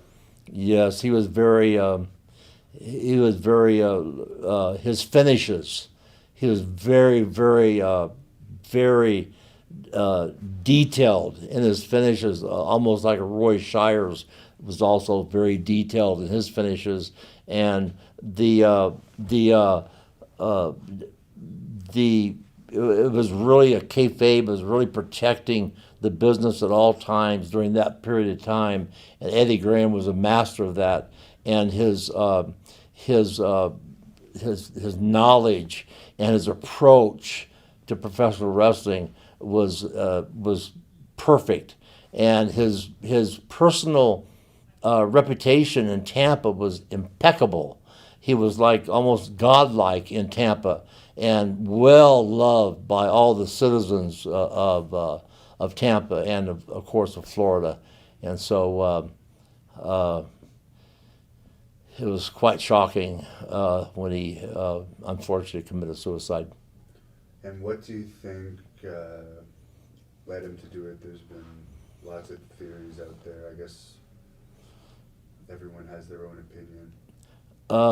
There's several theories going around, and one theory was that actually another wrestler, who I won't mention his name, was involved in, and it was real estate development, and they were in the process of, they got some sort of an inside tip that a big freeway was going to be going through, and so they were buying real estate up and doing something illegally with the real estate, and he had got caught at it, and he didn't want to be exposed to the citizens of Tampa and of Florida that he was been caught illegally in some sort of a fraud with real estate, and that because his reputation was impeccable and he was so highly respected, I think that was one of the major theories, that he just couldn't face, because he was certainly going to prison for this offense, if this was the actual offense. So that was one of the major theories that was out there, that he just was not going to go to prison. So during the time you were in AWA, you were wrestling in Florida, doing tours kind of everywhere, and you were in Houston, which was a popular territory at the time run by Paul Bosch. Do you have any memories of that? Yes, Paul Bosch was probably one of the most respected promoters in all of wrestling because he was probably the best payoff man in wrestling. And he was very, very, very professional in his programs, in his promotions. So well respected in the city of Houston, and his shows were ran like clockwork. And he was able to bring in talent that was not necessarily booked in the overall Texas territory, that part of the territory from Dallas and Austin and San Antonio and Houston, and he was able to bring in people like Ernie Ladd and Bruiser Brody and big high-profile names that would come in for a shot or two and then leave. And so he was extremely successful, and wrestling in Houston was an absolute pleasure because of the professionalism of the promoter, Paul Bosch. And you actually had a match with Bruiser Brody. Oh, yeah. What's your memories of that match? Bruiser Brody, really, that was a good name for him. We really bonded for some reason, even though I think we just wrestled each other that one time. I've been racking my brain, and I can't remember another match, maybe another match somewhere, but this one match in Houston, Texas, the main event against Bruiser Brody was an amazing experience for me because it was the first time I felt like it was really my style for sure, because it was beyond my style. He was so aggressive and so so hardcore with chairs and with throwing you into walls, into doors, and it was the first time I actually felt like a little kid being led around an arena, and we had a great match, and what made it great was when it came time for him to do the honors for me and sell for me, he was right there, and I was able to. I was the heel, he was the baby face, and I was able to get some heat on him in exchange for him beating the crap out of me for 20 minutes. And so it evened out, and then we had a great finish, and neither one of us were hurt, and the people were happy, and everybody went home celebrating. And what did you think of him as a person? You said you two were close. Oh, I thought he was a fantastic guy. Very wise. He was so wise in wrestling. He seemed to have this understanding of the business and his place in the business that very few wrestlers had, and he took advantage of it. And he knew that he was a draw, and he knew that he was in demand, and he took advantage of that. And he was very wise with his money and very frugal and very. I got along perfect with him outside the ring. Matter of fact, he went to Mass every Sunday. If he wasn't in the ring and he had time, he would definitely go to a Catholic Mass. And so very few people know that side of the story of Bruiser Brody. And Very dedicated. What was your reaction when you heard he was killed in the dressing room by Jose Gonzalez in Bayamon, Puerto Rico in 19? My reaction was horror and disbelief, and that he was brutally murdered by a person in Puerto Rico in a wrestling shower stall in some arena in Puerto Rico with a large knife, I believe, and just butchered like some animal with rabies or something that you want to discard. It was just horrifying to know that he was actually murdered. The man was murdered, and I was just horrified by it. I still am to this day that it actually happened. That I don't believe to this day there's been a conviction in that case. No, he was acquitted. Are you? The murderer was acquitted. Yeah. Okay. Because there wasn't enough people testifying. Witnesses to testify against him. What do you think about that murderer still being honored as a legend in Puerto Rico? Oh, I think it's the most perverse thing that could possibly happen. I mean, how perverse is that to honor a murderer, to hold him in high esteem, and to, who obviously killed another human being so grossly and by stabbing them to death and slicing them, and still to be held in high esteem is in his country is beyond it's disgusting. So tell us about going to the New York territory for the first time. How did that come about? I got a phone call from Vince McMahon Sr. And I was at my friend's gym in Phoenix, and right before I went to Florida, and to wrestle for Dusty and Eddie Graham, and Vince McMahon Sr. said, "This is Vince Sr., Vince McMahon Sr., Motor, New York." He said, "Superstar, I'd like you to come and wrestle for me." I said, "Well, that'd be fantastic. I'd love to come and wrestle for you in New York." I said, "But I'm committed to go to Florida right now. I just committed to go down and wrestle for Dusty and Eddie Graham." And so I said, as soon as I'm through with these folks in Florida, I'd be thrilled. I'd be honored to go to New York. I knew nothing about the New York territory, except that I had, of course, seen all the wrestling magazines, and they featured New York wrestling because that's where all the photographers were basically out of New York. And so their photos were from the Garden and on the cover of the wrestling magazine. And so I thought it would be a fantastic thing, but knew nothing of the actual territory itself, except that it was Madison Square Garden, it was New York, and it was Philadelphia, and it was Boston, and it was the Northeast. Really, the most known wrestlers in North America at that time would have been the ones wrestling in the New York territory, would you say? Oh, by far, because of the magazine coverage. All the magazine people, we call them the after mags, was the nickname for them. All the magazine, all the photographers were out of New York, Madison Square Garden, so all the coverage came from New York City. So what were you told when you were being brought in? Basically, did you know that you were going to get a good spot? Oh, yes. Immediately I was told, a senior told me, "I'm bringing you in to work with Bruno, on top." And tell us a bit about what Bruno was like in those days. Oh, Bruno was like a really, like a living god to the wrestling fans. He was so admired and so idolized. If the term idolized ever would be applicable, it's here.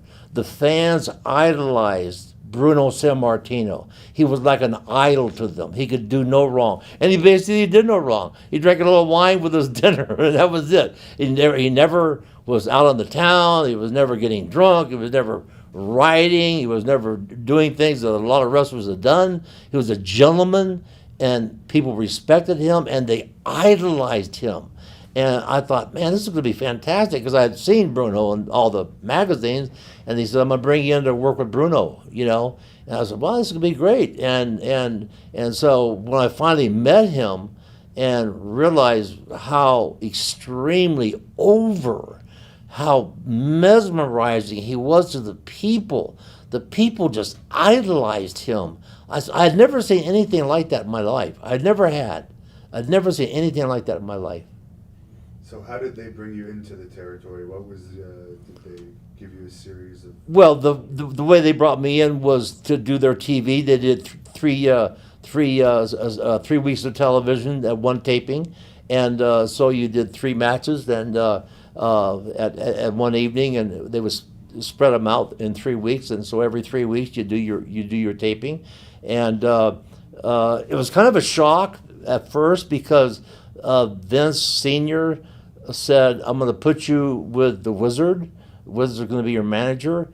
And I really never had a manager at that time ever. Bobby Heenan had did just a little bit of stuff in Milwaukee and around Chicago with me, but not really as my actual manager, so I never had a real manager. I'll never forget that. And I said, but Vince, I said, I don't need a manager. I said, I can talk for myself. You know, I said, I can talk for myself. I can get myself over. And he said, Billy, he says, I know. He says, don't worry about it. He says, I'm going to put you with the Wiz, the Grand Wizard.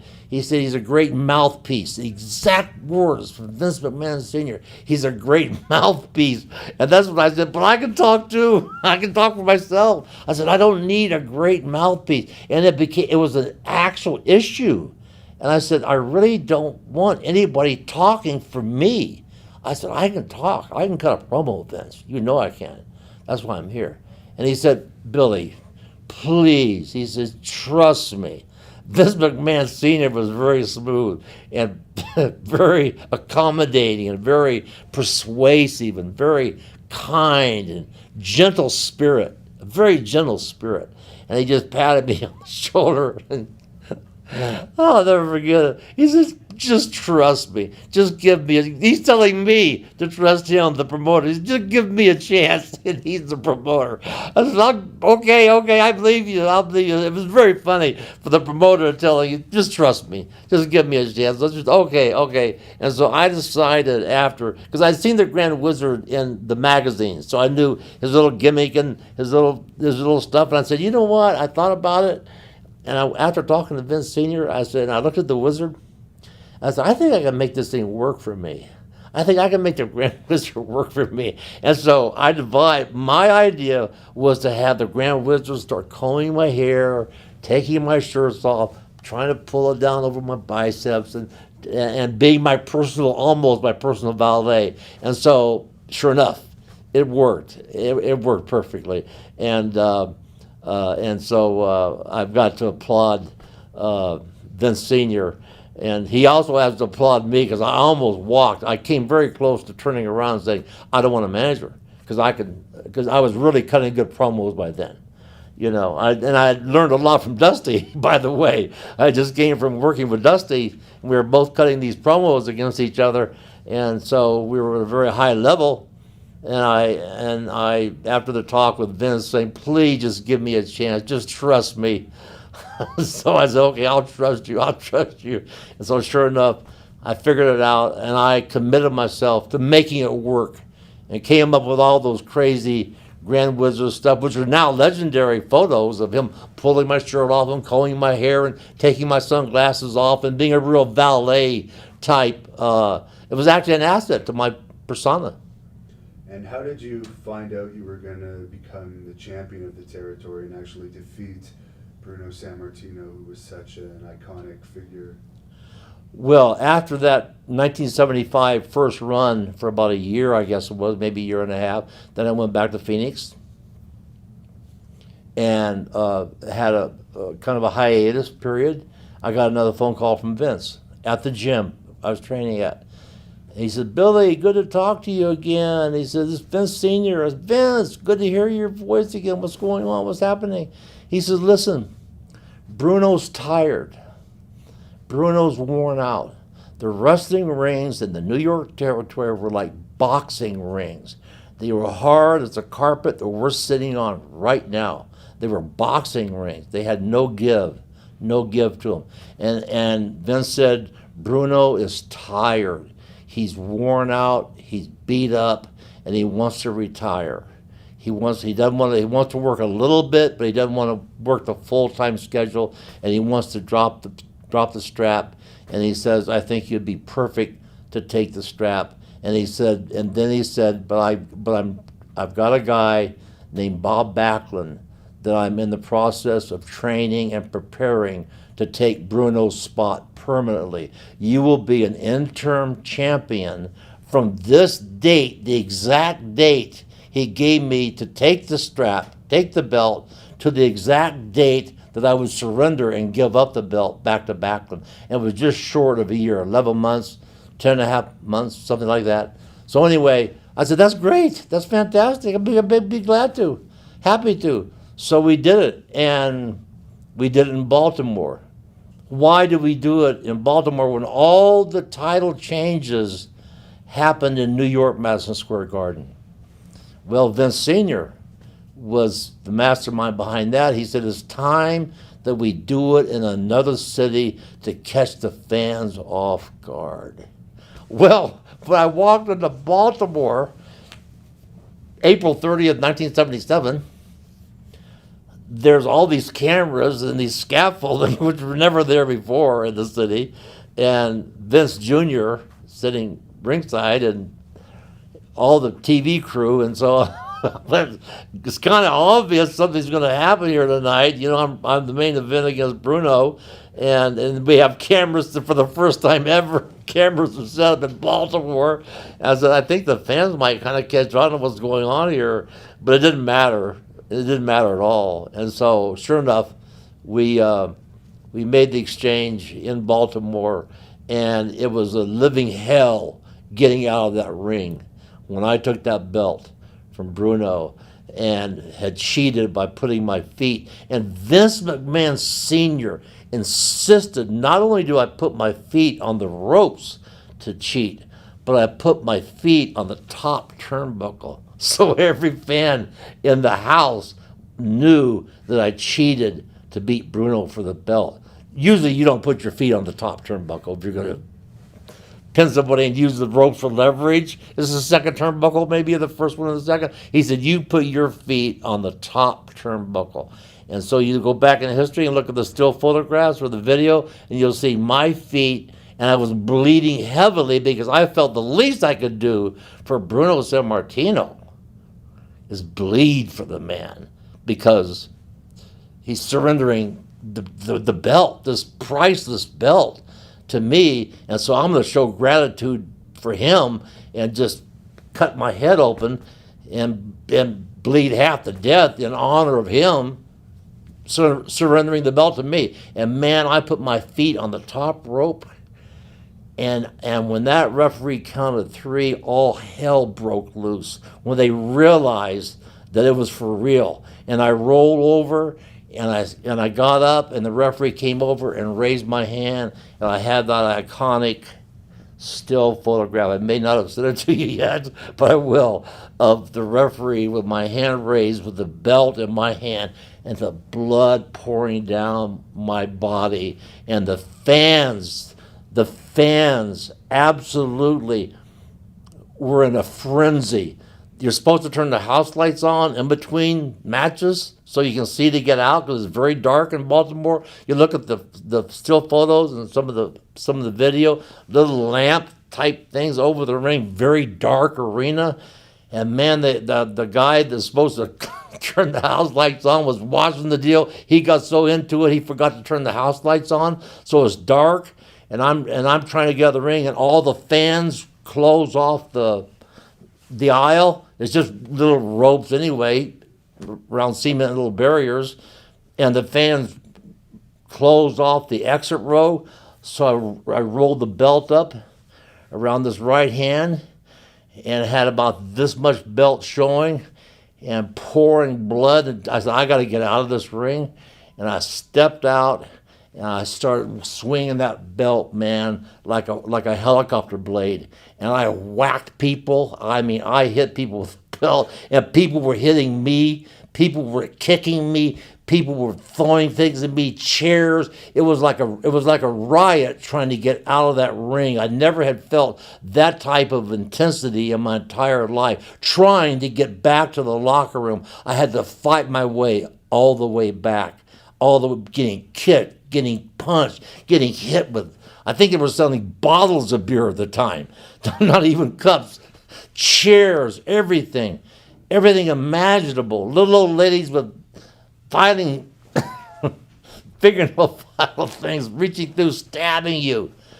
And so it was absolute chaos and pandemonium. The word pandemonium really comes into play here. Pure pandemonium broke loose. And I finally got back to the locker room, showered off, got the blood off me, threw my stuff in the bag, cleared out of there. I said, thank you, Bruno, brother. I got to beat the crowd, man. He says, I'll see you, superstar. And, of course, that was the first match after intermission. There was like 5 more matches, and a battle royal to follow to hold the crowd so I could get out of the building. And I ran out the back door, grabbed the first cab I got, man, it was gone. Why was it in those days that they didn't have the main event on last in the New York territory? Because I asked that very question, because it was very odd that the main event didn't go on last. And the reason it all happened, putting the main event on early enough so the main event people could get out of the building before the matches were over, was when Pedro Morales was the champion. And all the Puerto Rican fans were coming to the matches. And one day, Blackjack Mulligan was wrestling against Pedro Morales in Boston when Pedro was the champion. And a Puerto Rican fan sitting ringside got up out of his chair, and Blackjack Mulligan was laying on the apron selling for Pedro Morales with his back towards the fans, and come up to the ringside, opened up his blade, and cut Blackjack Mulligan from the hip all the way to the ankle, past the knee, halfway down the calf, cut him to the bone, and just folded his blade, put it back in his pocket, and walked out of the building. And he was wrestling Pedro Morales, and the Puerto Rican fans, a lot of them carried knives. And so that incident, they said, we can't have this. This was early on in Pedro's run as champion. And it was very, very dangerous for the challenger of Pedro Morales, and that sealed the deal. That did it. They said from that point on, we're going to put the main event on early enough so if there is an altercation, at least the heel can get out of the building safely without all the fans waiting at the back entrance. And so that started the main event going on early. Do you think the reaction would have been even worse if you had won the belt in New York from the fans? No, it couldn't have been worse. Well, you could have died. It could have been worse. It was chaos. It was pandemonium. It couldn't have been worse. You know, the whole territory was hot. Yeah. What was the New York fans' reaction the first time you wrestled in Madison Square Garden after the belt win? Well, as you know, there was no internet. There was no, all we had were the magazines, and they were usually 6 months behind in their publications. So it was an unknown, basically, that I had won the belt. And when I walked out, my match was scheduled against Gorilla Monsoon. Underneath, Bruno Sammartino, WWF champion against George the Animal Steel. That was the card that was set in Madison Square Garden. Well, I walked out there for my match against Gorilla Monsoon, and I purposely wore one of my robes instead of a tie-dye T-shirt. It had a lot of ropes too, to hide the belt, to make the belt more shock value when I undid my. So I got to the ring. Gorilla Monsoon was already in the ring. They're unaware of the title change. I walk out to the ring, the belt's underneath my robe. I get in the ring and undo that belt, undo the knot, take this robe off, and there's the belt, Bruno Sammartino's belt. Unbuckled the belt, held it up. I'm your champion. And the people jumped. They jumped to their feet. They rose to their feet in unison, and it was like the noise, the decibels just was like, no. It was like almost like godlike. It was like I defeated a god of some kind. That they were in such disbelief that it was like I was even astounded at the reaction that had happened. You know, that I was the new champion, and the announcer announced it. Superstar beat Bruno Sammartino in Baltimore last month. He's the new champion. And how did you draw as champion for WWF, as it was known at the time? I drew very well. As a matter of fact, Dave Meltzer did some research a long time ago, and he found out that out of all the main events I had in Madison Square Garden, I think it was 19 or 20 or 21 main event matches. I had sold out every main event match out of the 20 or 21 main events that I was the main event part of a tag match or a single match, 20 out of the 21 I had sold out, which was an all-time highest percentage level of sellouts for Madison Square Garden. It wasn't the most because I didn't have the longest front, but it was the highest percentage. And the only match that did not sell out at Madison Square Garden was against Peter Maivia. And Vince McMahon Sr. told me he really didn't believe it was going to sell out because the fans do not believe that a Samoan chief is going to be their next champion because of the tattooing and all the garb, all the Polynesian garb that he was wearing, which really looked fantastic and spectacular. And he really was a Samoan chief. He really was. But you still had a very high crowd for that. Oh, we drew right at 20,000 people, and the building held, the main floor held 21,200, something like that. To some exact figures, right at 2,100. We had right over 20,000 people in the building, and then said, well, this is pretty amazing, especially with the fans knowing that he's not going to be the champion. Compared to NWA, for instance, who very rarely had numbers in those figures for the title matches in their main arenas. Yes, and I don't know about the size of the venues, but I know that Ric Flair had told me when he was champion. But this has never been in publication. I don't think I've ever even said it during an interview. Of all the interviews I've did of my whole career, Ric Flair told me personally when Hulk Hogan was champion that he didn't understand why. And it drove Ric Flair crazy. He was livid about it. Why people were so enamored and so gaga over Hulk Hogan, and why is Hulk Hogan drawing such huge numbers of people and I'm not, even though he was drawing very well, Ric Flair, in his various championship runs. To maybe 15,000 usually. Exactly. Which is nothing. But he said, why? Flair told me this, superstar. Why do so many people talk about Hogan? That's all I hear. This was a confession to almost Flair to me, a confidential thing. He says, why? He says, it's driving me crazy. All I hear is Hulk Hogan this and Hulk Hogan that. I said, Rick, the man is over. It's a phenomenon. I can't explain it, but it's Hulk Hogan. He says, yeah, but I'm Ric Flair, Nature Boy Ric Flair. I said, I know, and you're fantastic, and you're entertaining, and you're an incredible performer, and you work your butt off, man. You take incredible, and you do this, and you do that. He said, yeah, but all they want to talk about is Hulk Hogan. It bothered him so much that that was the talk. He said, that's all the talk is Hulk Hogan. Just because, do you think a lot of that had to do with New York being kind of the center? Yeah, of the United the hub. States? New York being the So hub. You were in New York. You were the show. Yeah, exactly. Talking about Ric Flair, do you want to tell us how you knew Ric Flair? That goes back to AWA when it was training. You used to carry your bags, wash your car. Yeah.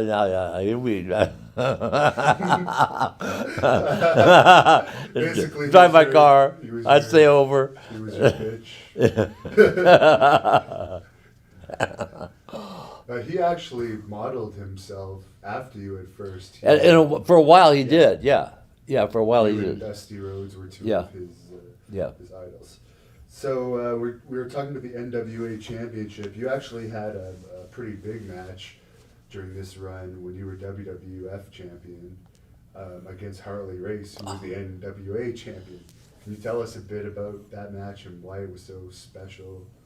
Yes, that was the first ever WWF title match versus the NWA title match.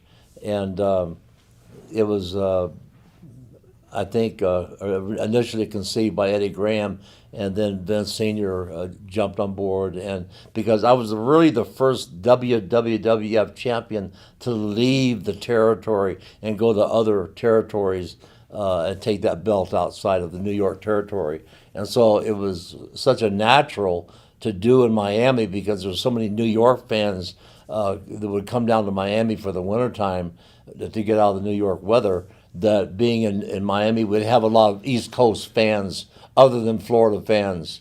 And so that match came about by the brainchild of Eddie Graham.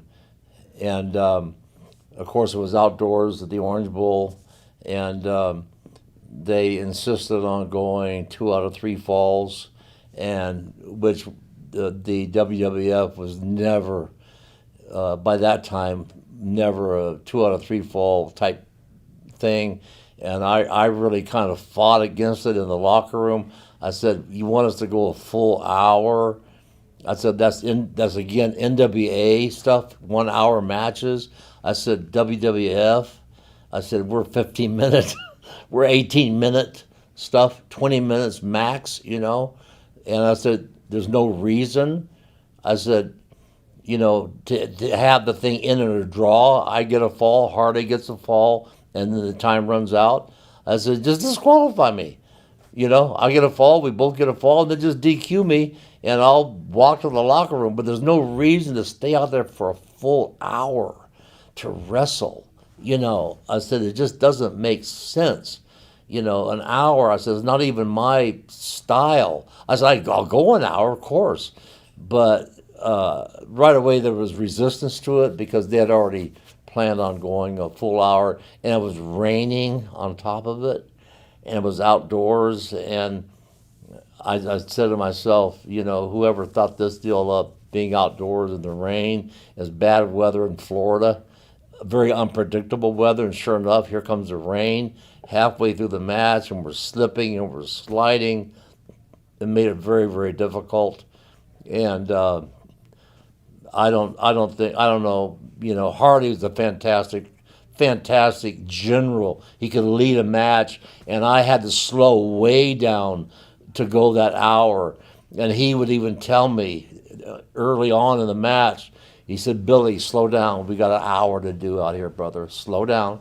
He said, we're not in the garden. He talked to me in the ring, and I had so much respect for Harley Race. Oh, I said, okay, brother, I'll slow down. Yeah, we do. We have an hour. I said, we don't need to, but I said, maybe I'll just cut this thing short and get DQ'd. I'll get counted out. What are they going to do to me? And he laughed. He said, no. He said, don't do that, Billy. Don't do it. Let's go the hour. I almost did it at one point. At about 40 minutes, I said, another 20 minutes? We don't need it already. He said, come on, man, we can do this. Anyway, we did the hour outdoors. It was raining. Half the time it was raining. We were slipping and falling, and I thought it wasn't a very historical. It was historical in the fact it was belt versus belt. In that was the first time. There's a lot of talk about that, a lot of coverage, but the match itself was nothing exceptional. And while we're talking about Harley, why does everyone have so much respect for him? You never hear anyone say anything bad about Harley. I don't know how to answer that. I know I did from day one. Just his technical skill, his ring skill. I remember working with him when he came into the WWF, 2 W's by then, and having some matches with Harley, and he was like so calm in the ring. He was so cool and collected. He never got rattled, and he was just so dependable. And just everything about his in-ring, performance and the respectability was just enormous. And so that's all I can think of, is that he just had that type of respect because of his ability. His technical skills were really, really superior. So you had a lot of great feuds when you were champion, one of your big feuds was with Dusty Rhodes. What was that like, having that feud in such a big stage like New York? That was really great. Dusty coming up to New York and working with me, it brought a new level of excitement to the to the Celebrities wrestling. were coming out at that point. Huh? Weren't celebrities coming out to? Yeah, different celebrities were coming out. Yeah, I can't remember who and what, but there were different movie celebrities and people like that coming out to the matches and stuff, and so it's becoming very mainstream. And but some of the fun matches were with Dusty, and it was just an automatic sellout with Dusty Rhodes. And I remember our second match in the Garden. Right after the second match, there was no plans for a third match, and we came back into the locker room, and Dusty told Vince Senior, Vince, why don't we come back and let's do a third match and bring the bull rope. Let me bring the bull rope in and announce it right now, bull rope match for the belt. And on the spot, one of the very rare things I believe Vince Senior ever did out of context, because everything was right by the book. He had it all mapped out, month after month after month, week after week after week, what he was going to do. But this thing was so enticing to Vince Senior, this bull rope match. He said it'll sell out immediately, bull rope match for the belt. And so on the spot, after our match, in the locker room, Dusty convinced Vince Senior, convinced him to book that match, and they went out and announced it, and they sold half the building out that night on advance tickets, just on a bull rope coming back against Dusty Rhodes. And of course, the next day, in a couple of days, it was totally sold out. No tickets left for Madison Square Garden for a month away. And so the bull rope was just phenomenal. And those were some of the most exciting. Yeah. Brutal matches. You actually were bleeding a lot in these years. Wrestling was actually becoming very bloody in all the territories in these years. Yes, the 70s, the decade of the 70s. Mid-70s on was a lot of blood. And Florida, there was so much blood in Florida. I don't know why with Dusty and everything down in Florida, there was so much blood, but it really started getting bloody in the 70s, the mid-70s. And then almost every match with Dusty was going to be blood involved, And Vince Senior tried to use blood sparingly in Madison Square Garden because he used that as a finish for a match to stop the match because of too much blood to end the match as a finish. So if you bled all the time, you're going to see so much blood, but there's no reason to stop a match. Madison Square Garden. Sensitized to it. All right, so you started to become a babyface actually towards the end, not on purpose, but the fans began to like you. Why do you think that was? Well, it was because I was an entertainer. I was an entertainer, just like Dusty was an entertainer, and he was a babyface, and I was an entertainer, and it was a natural entertainer. And with my promos and not being a hardcore heel like an Ivan Koloff, Russian Bear, type, or Baron von Raschke, a German, the stereotypical hated villain. I was superstar Billy Graham, the man of the hour, the man with the power, too sweet to be sour, and I would cut colorful promos, and I would entertain people. And so it was almost hard to dislike me. And so all of a sudden signs started popping up, superstar this, superstar that, and I became a babyface champion. Even though I was wrestling, it was hard to wrestle other babyfaces because I was developing a real following, and it was because of my entertaining value that I added to the product. I wasn't a hardcore, old school heel type. The Koloffs and the Von Raschkes. And there's a famous picture of you out on the streets of New York, absolutely surrounded by fans. How did that come about? New York was the fans were so into their wrestling. And by that time, I was so over with all of my rhymes and all of my persona and my personality that, and I was so accessible. I wasn't an Ivan Koloff on the streets of New York wouldn't have let a fan get near him because it was strictly, that was old school thinking. But I was just so, I enjoyed the fans, and the fans enjoyed me, and I was accessible. And so once I became accessible, then the fans really started, coming towards me. And so the streets of New York, on that one series of photos that you're talking about, signing autographs, was like the Pied Piper everywhere I went. And I jumped up on a cement a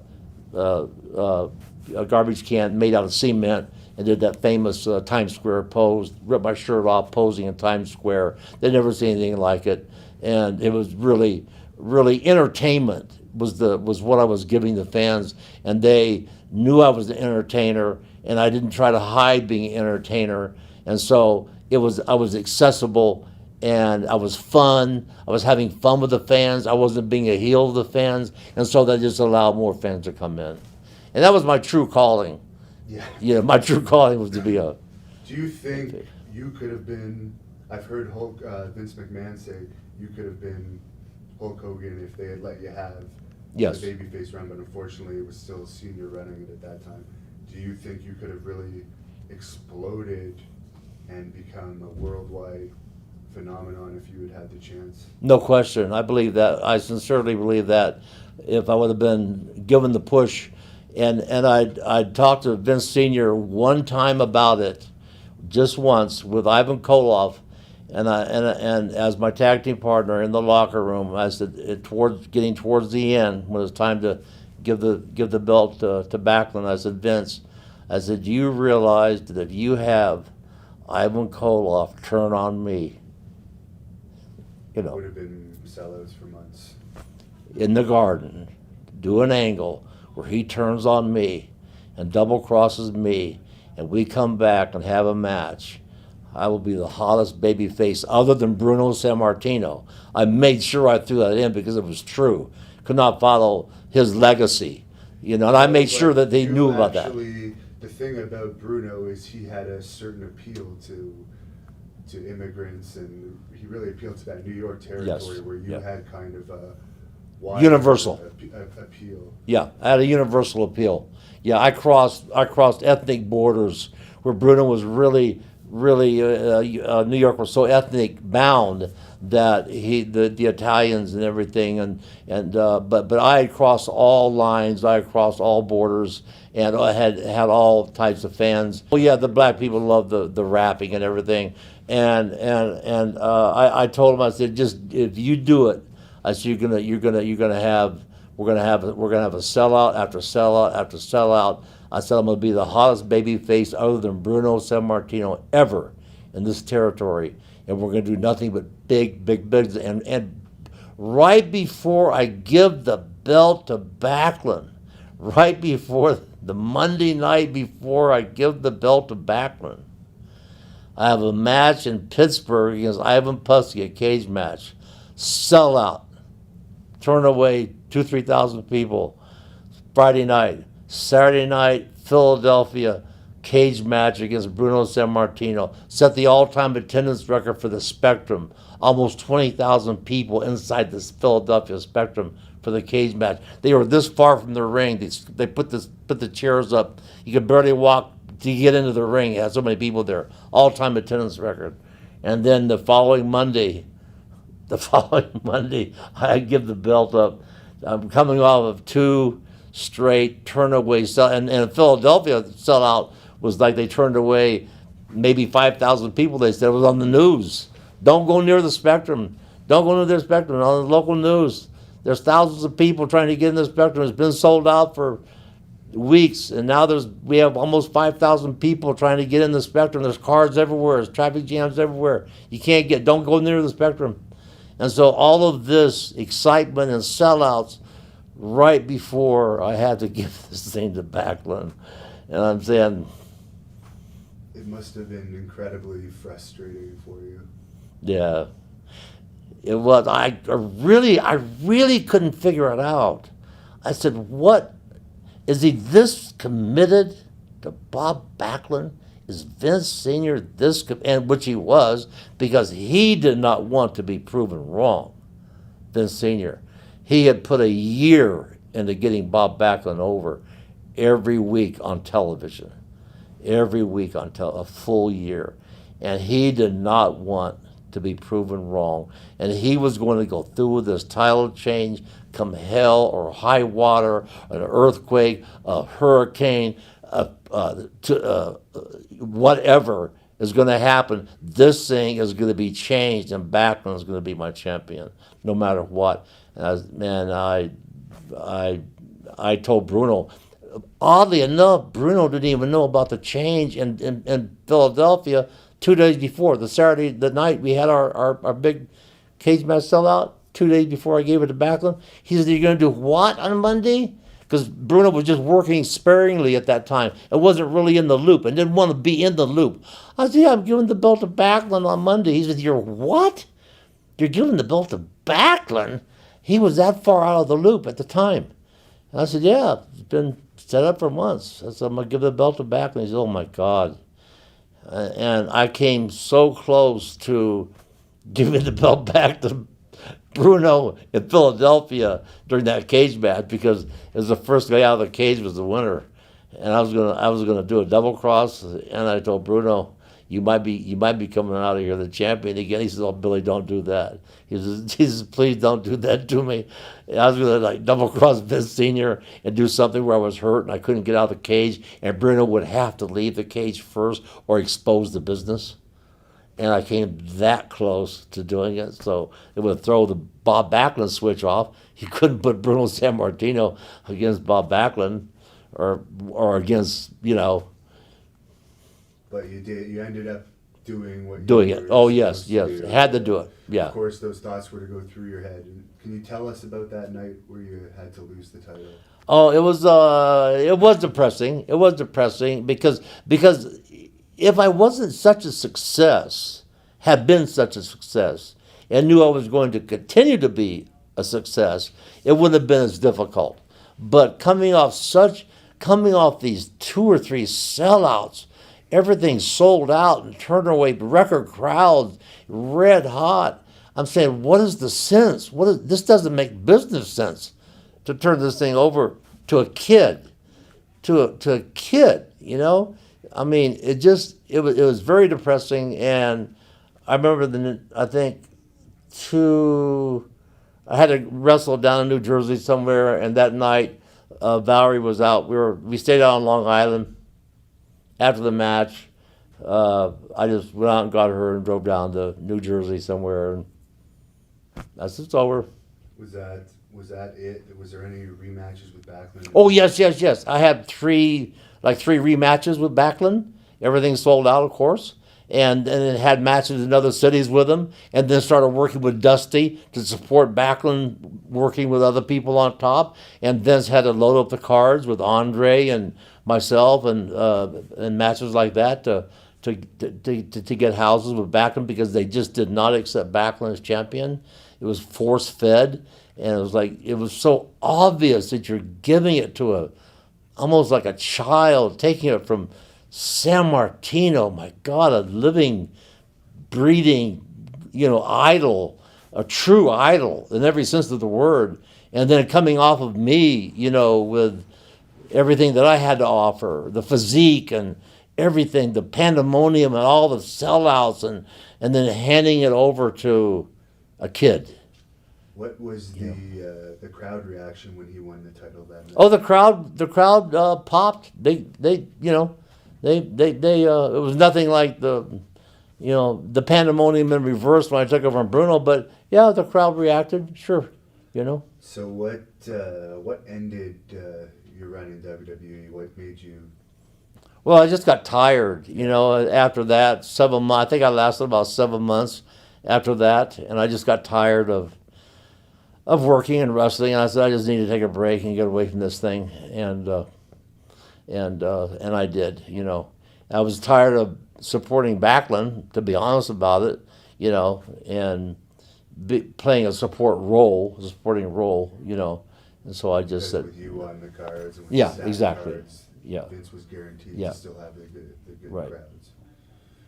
So did you really ever stop wrestling, or is that kind of wrestling folklore? oh, I stopped. Yeah, I completely stopped. And I had a friend of mine who had a water sprinkling system, irrigation system here in Phoenix. And I went to work for him, putting in underground water sprinklers.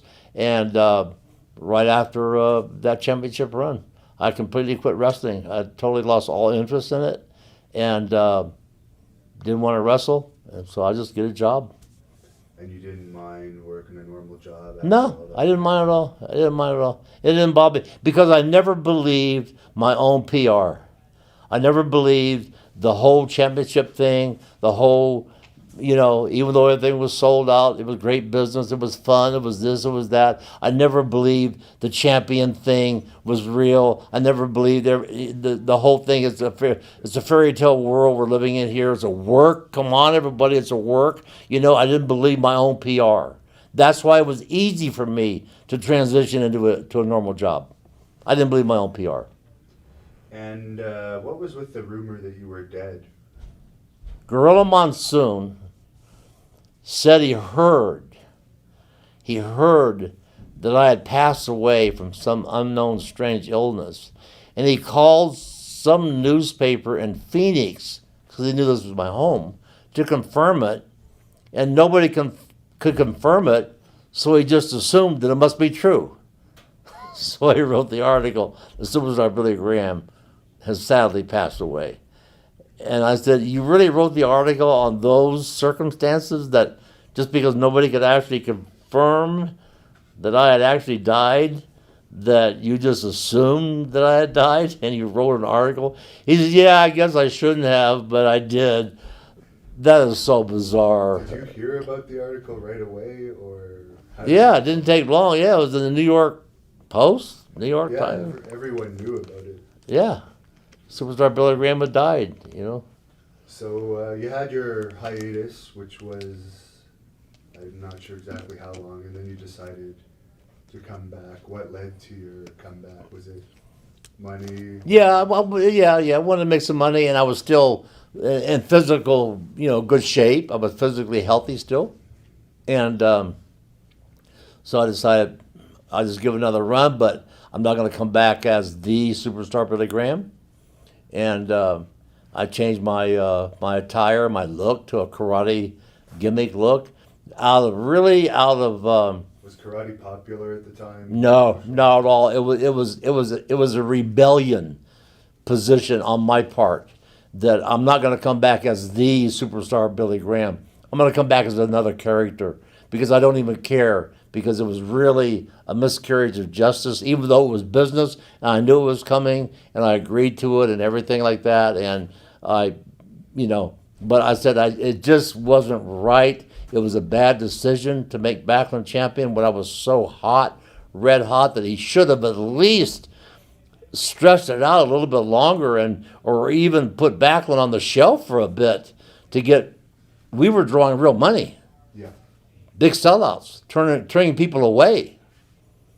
I mean, from a promoter standpoint, I thought this is ludicrous to just walk away from that. And when you came back as your karate character, you actually still had enough heat from your first run that you were still selling out arenas. Can you tell The us? name, the Superstar Billy Graham name was so strong that it still did sell out business, even though a lot of people and a lot of fans didn't believe it was really the Superstar Billy Graham with the blonde hair and the tie-dye. They didn't believe it was the same person. And but enough of them did believe that the name was so strong that it drew and it did sell out. And how long was your run in WWE with that gimmick? probably 6 months, 6 months. very short. And was Backlund over more than he had been by that time? I had paid no attention to it. Yeah, I paid no attention to it. It was like such a struggle to even. You were depressed at that time. Extremely obviously. depressed. And it was around this time that more and more wrestlers were actually copying your original gimmick. We all talk about Ric Flair, Hulk Hogan, and Jesse Ventura was even doing it. Can you tell us some of your memories of Jesse Ventura? You knew him from a young age. Oh, yeah. When I was first in the AWA, Jesse had just come back from the Navy SEALs and came to see me wrestle, perform in Minneapolis because his brother had been writing him letters while he was out at sea as a Navy SEAL about superstar Billy Graham. And when you get back, you've got to see this guy with the tie-dye and the 22-inch arms and all of this. And so Jesse was very, very excited about seeing me in person. And he actually is quoted as saying that he went to the matches and said, "Give me the best ticket you have left in the house." And the lady says, "Well, you're in luck, sir. We have one ringside seat left." And he said, "I'll take it." So Jesse bought the ringside seat, saw me, and said, "That's what I want to do. I want to be a wrestler, and that's who I want to be like, superstar Billy Graham." And so Jesse started recording my interviews on the old big 8-track cassette things for the videos, not videos, but soundtrack tapes, and drive around Minneapolis listening to my promos and memorizing my promos, and started copying me to the T, and actually tracked me down in a gym downtown Minneapolis one day, and introduced himself and had his hair bleached blonde by then, and said, "I'm going to be a wrestler, and I want to be like you." I said, "Well, thanks. That's a compliment. That's a real compliment. You know, that I've got that kind of influence on you."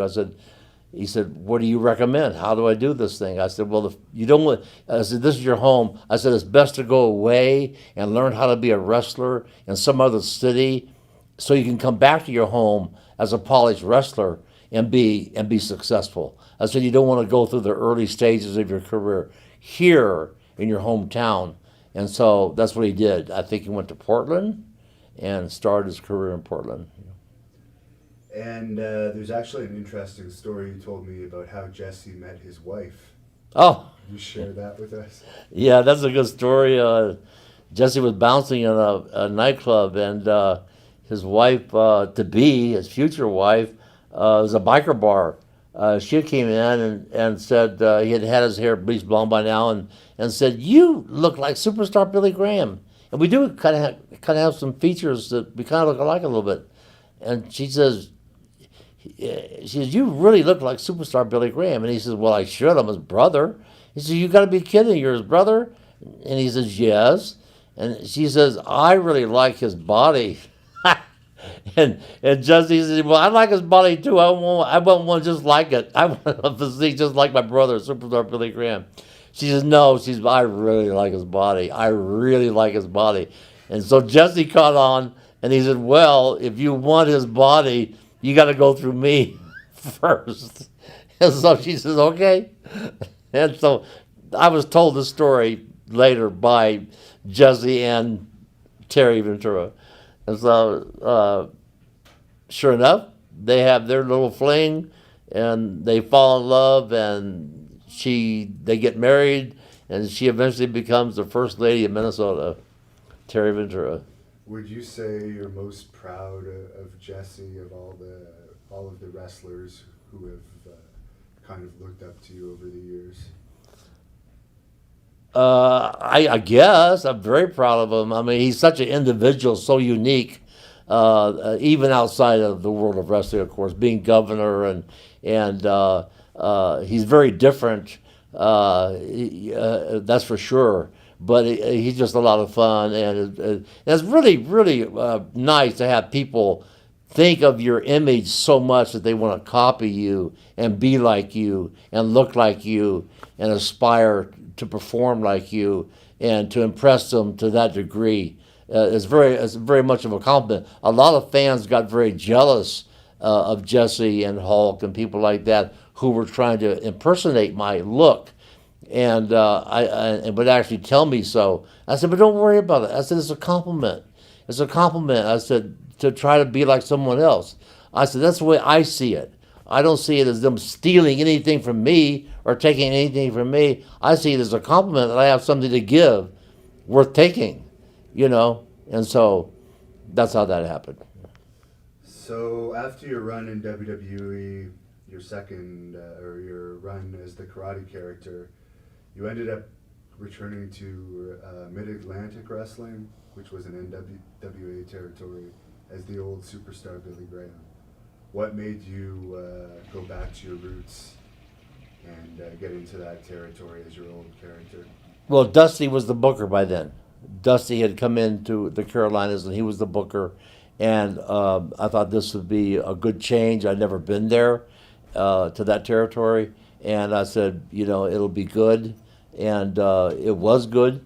And but it was just a lot of, I didn't like the style. And for one thing, they put me with another manager, Paul Jones, did all my promos. The promo thing was so rushed. They had so many guys. It was just very, very uncomfortable for me. And having to share promo time, which was not nearly the promo time we had in New York. It was like 1/3 or less of the promo time in Charlotte. And so then having a manager to speak for you, it was just very uncomfortable, and I felt very unproductive in the Charlotte territory. And I came in initially with the karate look, and then eventually decided to change that look back to my original look in Charlotte. Didn't you become a baby face when you changed back to the original look? Yes. When I came back, they turned me babyface, and it worked. It worked good, and but I was just tired. I was just tired of the traveling. There's a lot of traveling in the Carolinas, a lot of driving, and back roads, and I just didn't like it there. I didn't like living there, even though I was successful coming back with my tie-dye look and everything, and the two-tone beard that I have now and all that.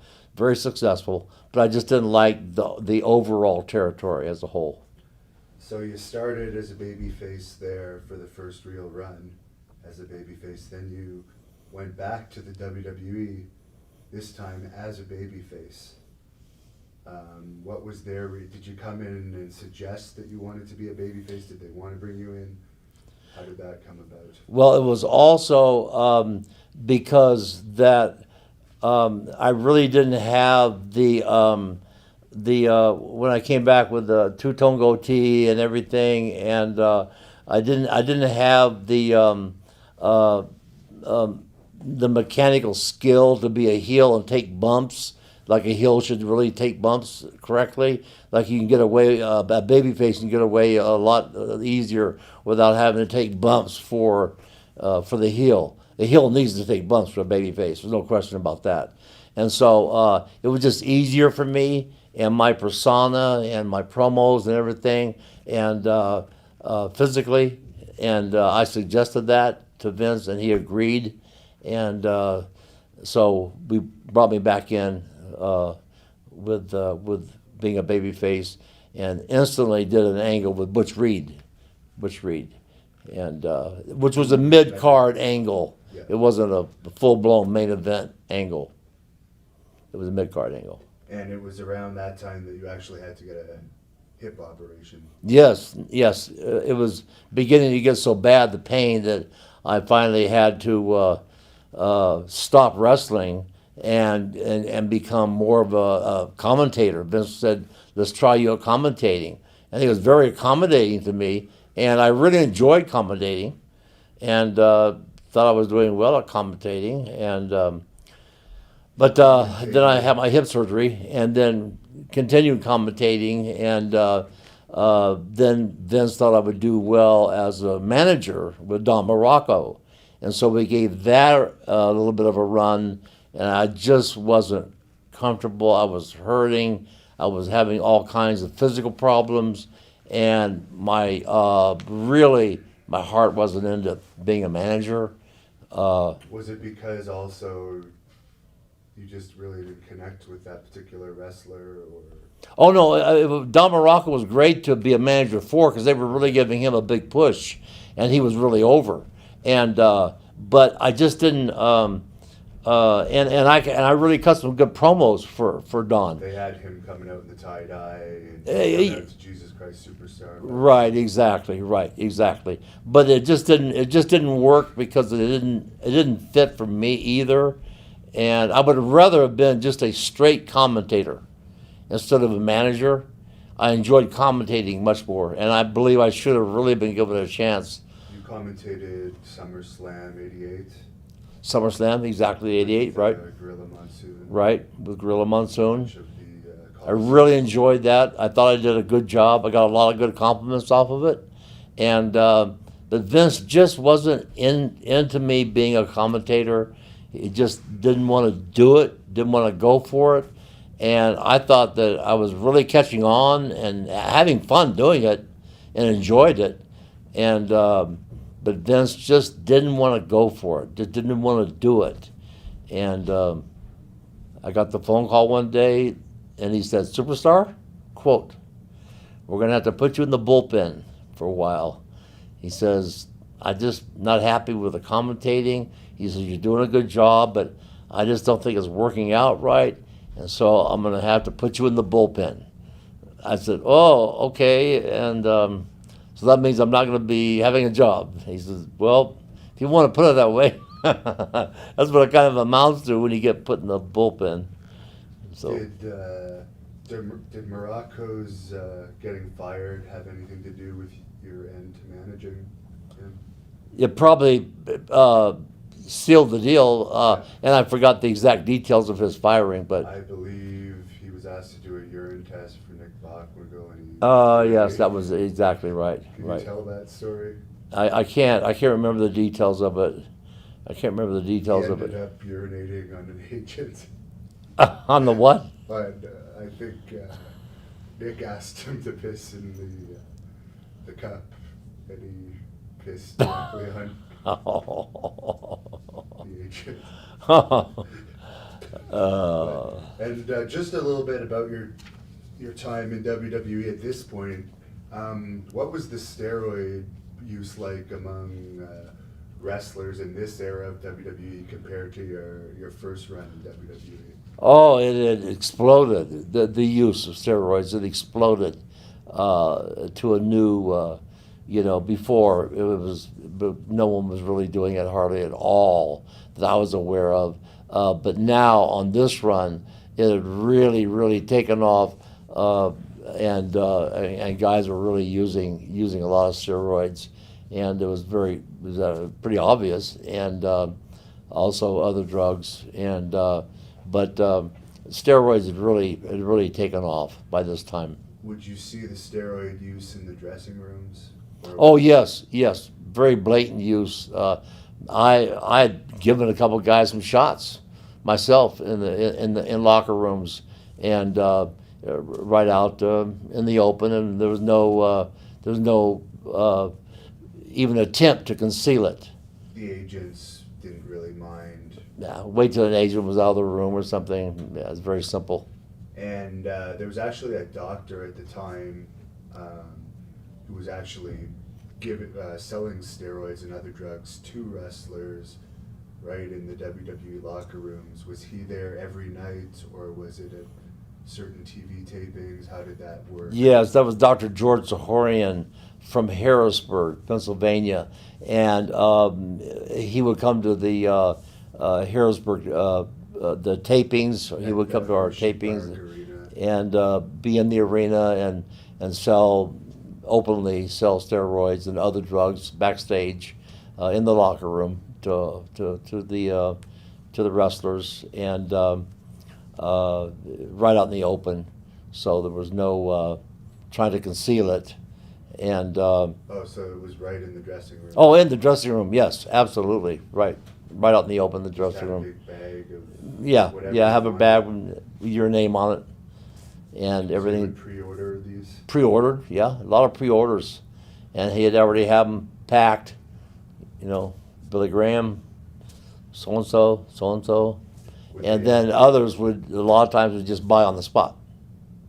And would wrestlers ever get steroids mailed to them from these doctors? Oh yes, that was the big trial, was the FedEx discovery of all the boxes going out to various wrestlers, and the big investigation that led to the trial and eventual conviction of Zahorian for mailing and selling and distributing steroids via FedEx.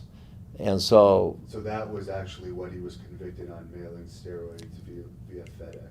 Exactly, right, because there was a FedEx employee that noticed all these boxes going out from Dr. George Zahorian, as a wrestling fan who worked for FedEx, who saw all the packages going out and said, from Dr. George Zahorian to all these wrestling guys, and he's a fan, so he recognized the names. He said, there's something wrong here. So he tipped off the FBI, as a guy who worked for FedEx. Was this before or after steroids were made illegal?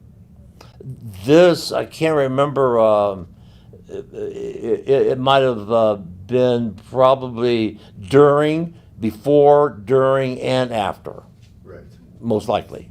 Yeah, absolutely. Okay. We'll get back to the steroids a little bit more in a bit. Just to get back to that time in WWE, they, according to Dynamite Kid's book, they put a no-blood policy into place around 1988. Kind of coincided when the Wrestling Commission deregulated wrestling, because I guess one of the issues was wrestling was fake, but you're still doing blood matches. So I guess they kind of admitted wrestling was fake. And well, Vince admitted that himself when the governor, the female governor of New Jersey, made the big stink about steroids in pro wrestling, and Vince, I can't think of her name right now, but Vince said, well, we just won't wrestle in New Jersey anymore, and you're going to lose a lot of revenue. And so she reversed her stance. did you hear about the no blood policy at that time? Yes, I was there during that time of the no blood policy, and it was basically you'd get a fine if you bled on purpose. Exactly, right. And they said they were very concerned about HIV was the reason for the no blood was HIV. They didn't want anybody with HIV positive wrestling, so that was the reason for all the urine testing and no blood. Were you surprised when they got rid of the no blood policy later on? Oh, not surprised, no. I knew it was just a matter of time until it would wean itself down, and then blood would start coming back around. Do you think there was any less risk of HIV or diseases like Hep C when they got rid of the no blood policy in 1997? When they stopped it? Yeah. Do you think and began blood again? And they actually promoted blood matches again. Do you think there was any less risk during that era of Hep C or HIV?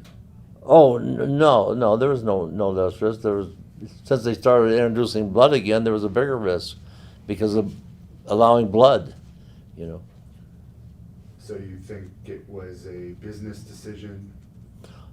Purely a business decision and a public relations business decision. So around the last run in the 80s, it's very well known that a lot of wrestlers were doing cocaine, many other drugs. A lot of wrestlers have died early because of this. Was it openly being used, the recreational drugs in the dressing rooms, or was that saved to the hotel rooms and the after parties?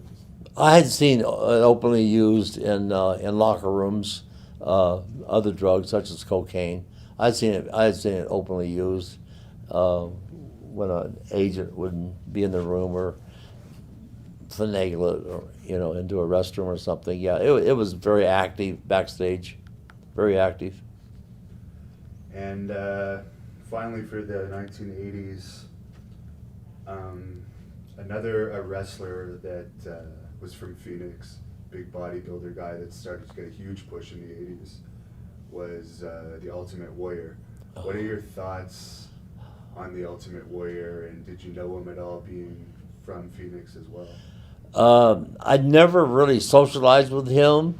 He had a really nice gym here in Phoenix, in Scottsdale, a suburb of Phoenix, and but he was very, very, very nice to me, very polite and everything. But there was a very wild streak in him that he was so animated, and so I don't know how to exactly characterize his personality, but he was different, and he was very hyper and very on the move, and very aggressive, and very different, and very dedicated to bodybuilding, and for sure. I mean, look at his physique, you know. And so there was a lot of things going on to keep a physique like that. And you were telling me a story about an unusual drive that you had with him. Would you like to tell us about that? I was in a car in Portland, Oregon with him driving, and I was in the back seat with Dynamite Kid and Davey Boy Smith on each side of me, and somebody in the front seat, maybe Morocco, I don't know. But anyway, he was obviously under the influence of some sort of drug, probably a hallucinating drug. That the British Bulldogs were very famous for spiking drinks.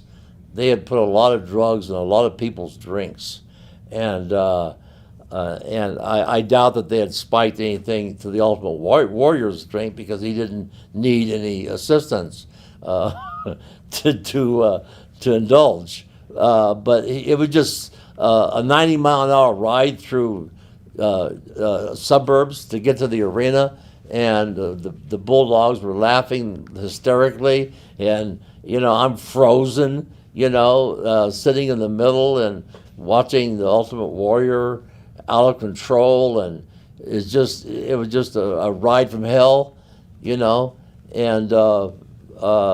but there were definitely drugs involved in that ride, there was no question about it, and it was just it was surreal.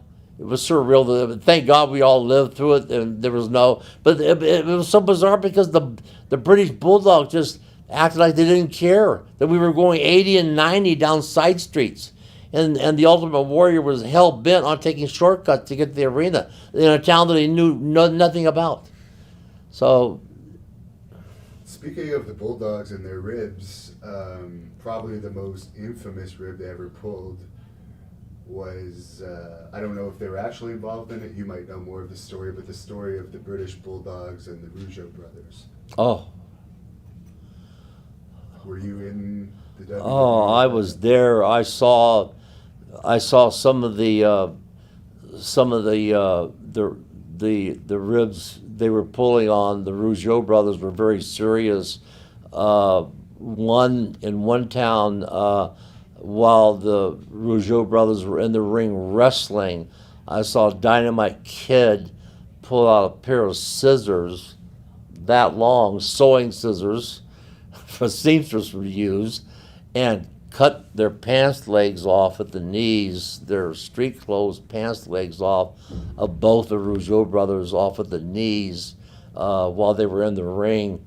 And so when they came back, and this had happened more than once, but this is one time that I actually saw it with my own eyes, and I remember I was laying down, stretching out my back on a bench, kind of watching it, and I really couldn't believe they were actually doing it, because when they came back into that room, that locker room, well, they were biding their time, You know, they knew something was going to happen, and it did happen, and they didn't sell it when they first saw their pants cut because they kind of expected it, and so nothing happened at that time. But eventually, something did happen, and I think it was the one of the Rougeau brothers, of course, Jacques. Rougeau. Yeah. Because I guess there was an incident, they had accused the Bulldogs of cutting up their pants, the incident that you're talking about. Right. And the Bulldogs denied it, and later Rougeau was playing cards in the dressing room, and Dynamite came and slapped Jacques across the back of the head and beat on him a little bit, and Raymond was on crutches, so he couldn't do anything. And Dynamite said, I guess, when your knee's better, come and find me or something. And then there was this period of time where they were very angry, and I guess that led to the incident that you're about to tell us about. He used a roll of coins in his hand to make the blow even more intense when he struck Dynamite Kid. I saw that actual incident. I saw the punch, and I saw Dynamite Kid spit out a couple teeth and say, "Hell of a shot." That's all he did. It's the only selling he did, and spit the teeth out and said, "Hell of a punch," and didn't fight back. And Rougeau walked away. And you don't forget something like that. Yeah, he didn't go down. Didn't go down. Everyone was shocked at. Yeah, but he hit him so hard, and with that roll of coins in his hand, but he knocked out some teeth and just spit the teeth out, Dynamite Kid, and just a hell of a shot. So in those days, the locker room was kind of like high school all over again. Oh. Some of the antics. Oh my God, nobody was safe. Well, I guess a few people. I was safe because I was very neutral, and there's some people that were safe. Hillbilly Jim was safe, but there were some wild things that were just, and the British Bulldogs were really out of control. What about the Outback Jack story? Oh, some of his. Oh. Did you hear about the carpet? No. Okay. If you haven't heard about it, I won't ask you to tell it. But they rolled him up in a carpet and put a rope around it and chained it to the back of a van. And it was winter time, and they did circles with Outback Jack. I guess they drugged him up first. They shaved his head and shaved his eyebrows, and they rolled him in the carpet. In a real carpet, and hooked him up to a real van and drove him around. It was a hotel carpet. Oh my God. Very dangerous times. Someone could have really snapped. Rougeau could have, other than hitting him with a rolled up thing of coins, could have put a knife in him or something. I mean, it was very serious. It was very tense. This was not play stuff. This was getting to the point that it was very, very, very serious on your health was at stake, There was supposedly an incident between Dynamite and the Honky Tonk Man at some point around. Maybe it was after.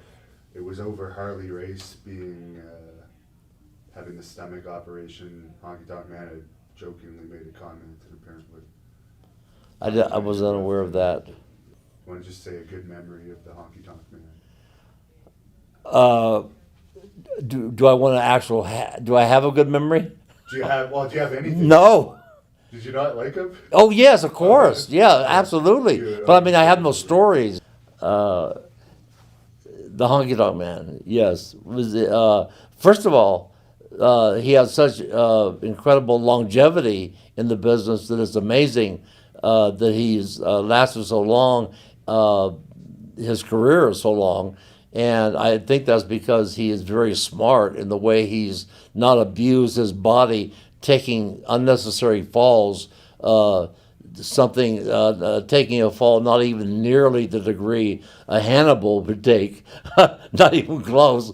But that's why he has so much longevity, and I know that he was a master at stalling for time to get time in during a match without even doing anything. It was very entertaining to watch him perform, and not even lay a hand on his opponent, but just simply stall for time to get time in on the clock and time in during the match, and then walk around his opponent and then walk up and down and do everything. And so he was quite an expert, a pro at that. And I believe his best asset was not taking serious bumps and falls to preserve his body so he could continue to wrestle to this day and draw well and perform well, because he did not take serious falls.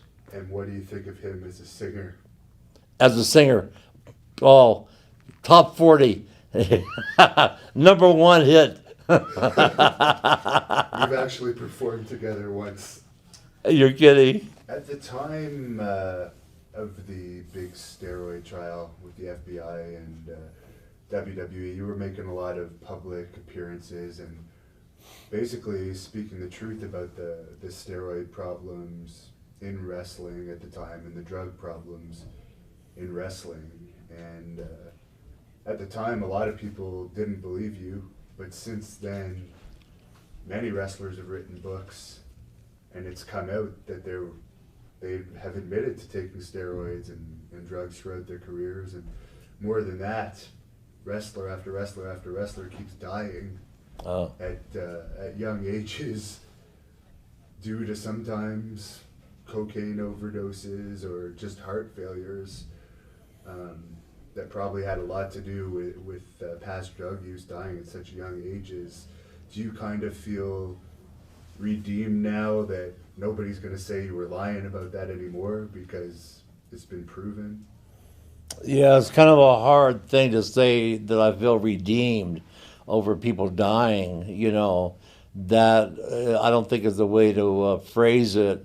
And I know you didn't mean anything by that application of words, but I think it's very telling that, and very sad that we've lost so many wrestlers from drug abuse, and that in fact I wasn't making up stories like a lot of people, as you had just suggested, were saying that I was really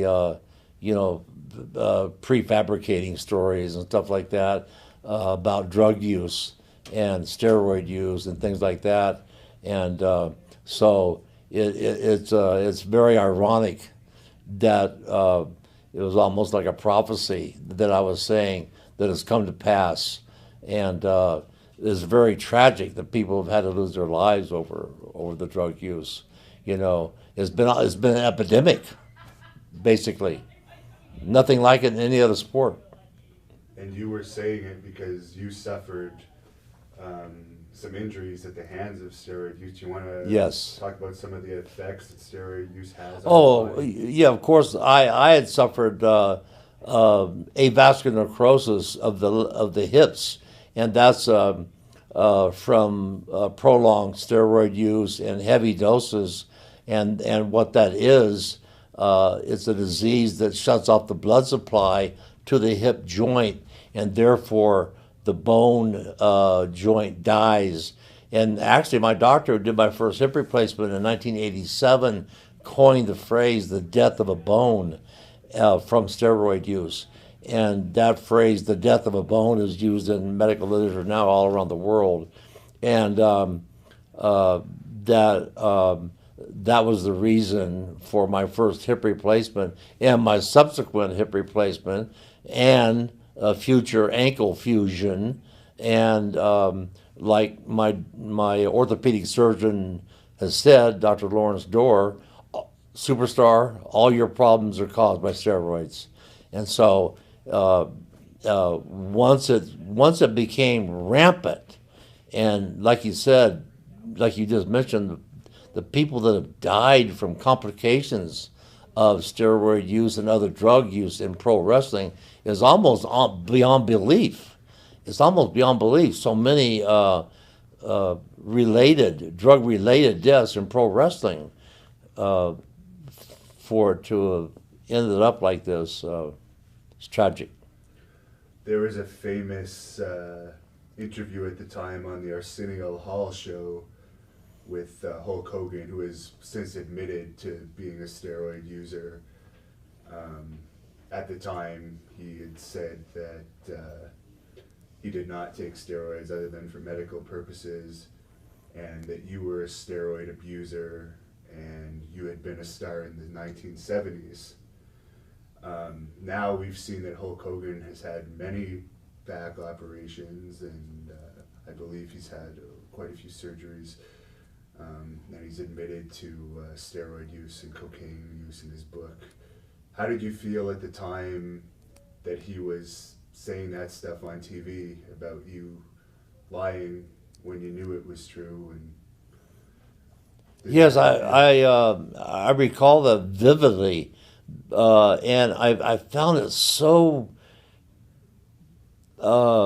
strange that he would actually go on a national televised show and say that he had never used steroids, only for medical reasons, and I think that was 2 or 3 times he said that those were medical reasons, and that when I had just said earlier in this very interview that we're doing, that when I first met him in 1975, 76 time frame, that he told me he had been taking steroids, injecting himself with steroids for a full year before he met me. And he said that to my face. And then to get into his career, his extremely successful career, and then to go on to a national televised show like that and deny that he had ever taken steroids was almost so ridiculous that it was laughable. It was like, are you kidding me? How can you actually say that with a straight face, and then especially sitting there with a massive physique, that you couldn't build without the assistance of steroids, period. And then to put all the heat on me that I was really a steroid user and abuser. Yes, I was. I did use steroids. I did abuse steroids, but also Hulk had used them a full year before he even started wrestling, and had told me this. So I found that how could he commit to such a vicious lie on national television for the sake of preserving his image? And I didn't get it. It was really it really set me back. It really did. And I know that's he was an iconic figure. Still is an iconic figure. And ironically, that's what the judge said at the Dr. George Zahorian trial in Harrisburg about omitting Hulk Hogan from testifying. The judge actually said to the jury and the people in the courtroom that he had excused Hulk Hogan from testifying in this trial because he is such an iconic figure to young people, that him testifying, there's a quote from the judge, that him testifying would do more damage than it would good, because he has such an impact on young people in this country. And that's why the judge released him from having to testify in that trial. Do you think some of his injuries could have been prevented had he not taken steroids? Well, I'm not a doctor, and I'm not a fortune teller, and I'm not a seer, and I don't know, his total medical records, but I do know without a shadow of a doubt that abuse of steroids causes tremendous bone joint complications, and now that he has admitted, I guess in his book, that he was had used steroids, and there's no question that I believe his surgeries, all of his operations are linked to steroid use.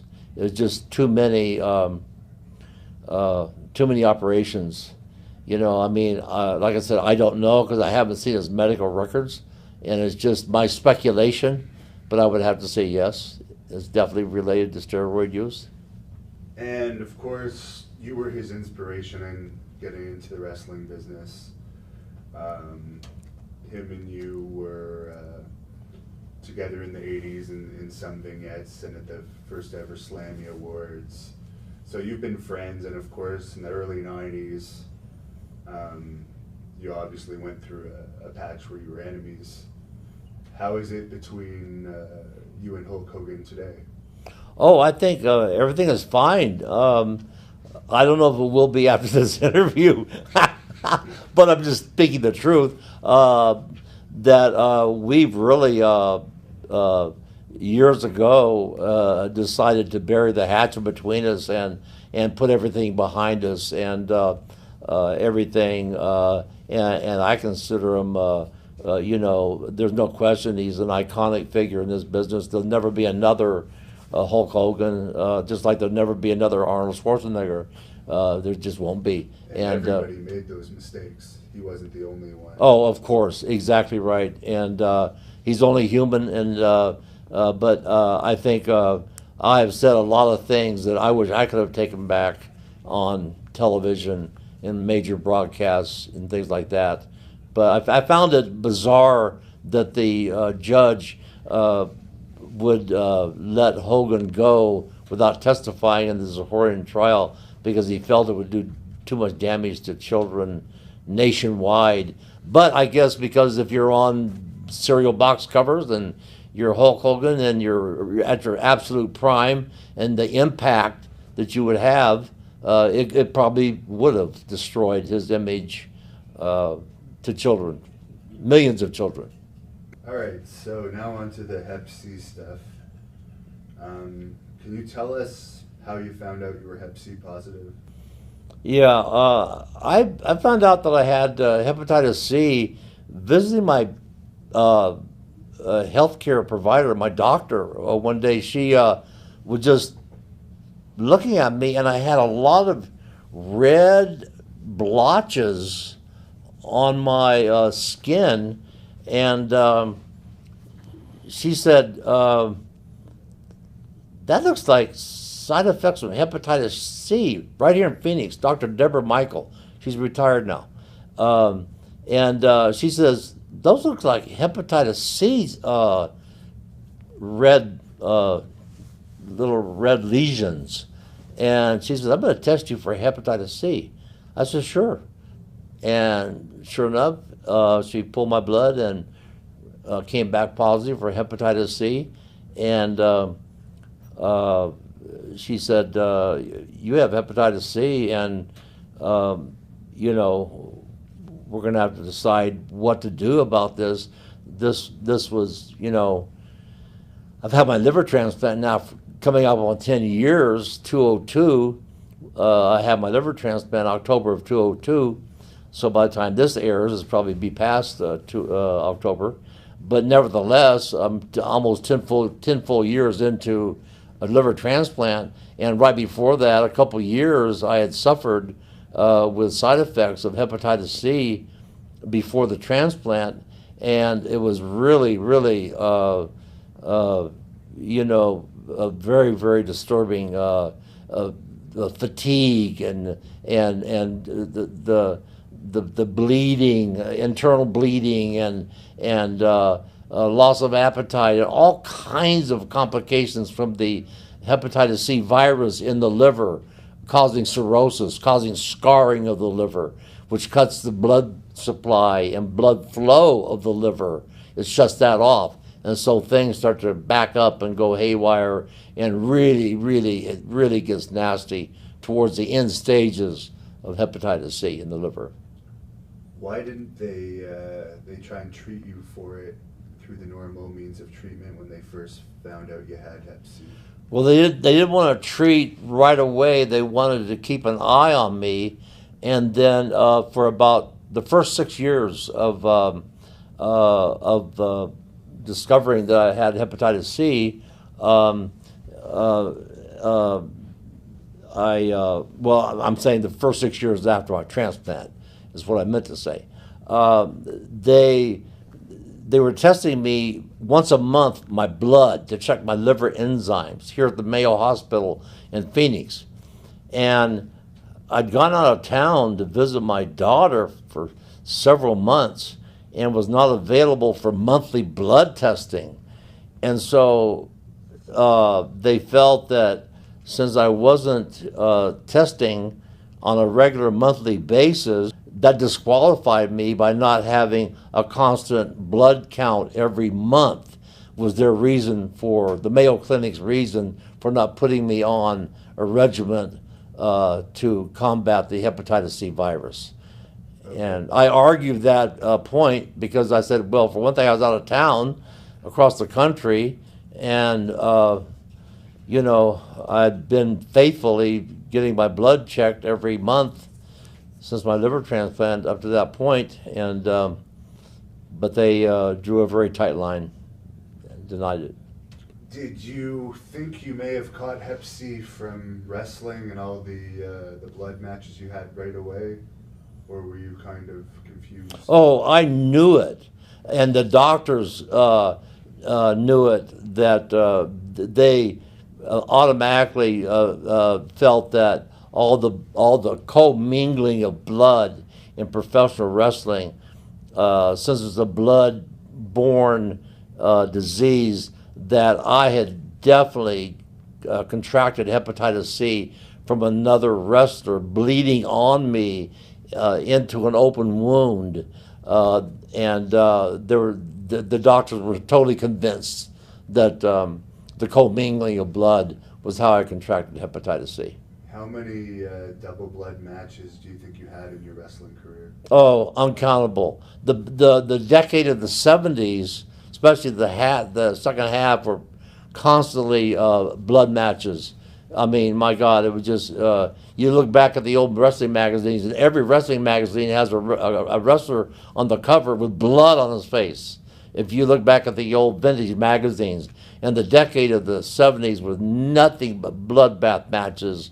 And there's no question that I caught it during the 70s. So you would say, just to give a guess, over 500 times at least you yes, at least over 500 times that I had cut my own forehead and been in other matches with other wrestlers bleeding on me, and the commingling of blood at least 500 times, sure. What was the process of getting a liver transplant like? The actual process was very easy. It went so, it was like, I was getting very, very sick, and I was put on the transplant list, and within a matter of weeks, I became the worst liver in the state of Arizona, and they put me number one. They moved me up to number one on the transplant list of the people available for a transplant when the liver became available to receive a transplant. And within about a week after being on the list, I received the transplant, and it was absolutely as major of a surgery as that is. It was absolutely nothing.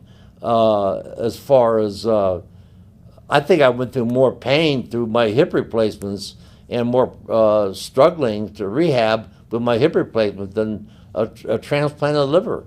They simply open you up and take the old liver out and put the new liver in. It's very simple. Was it a scary moment? Oh my God, yes, it was frightening that you're going to have another liver put in you, another major organ that does over like around 500 functions.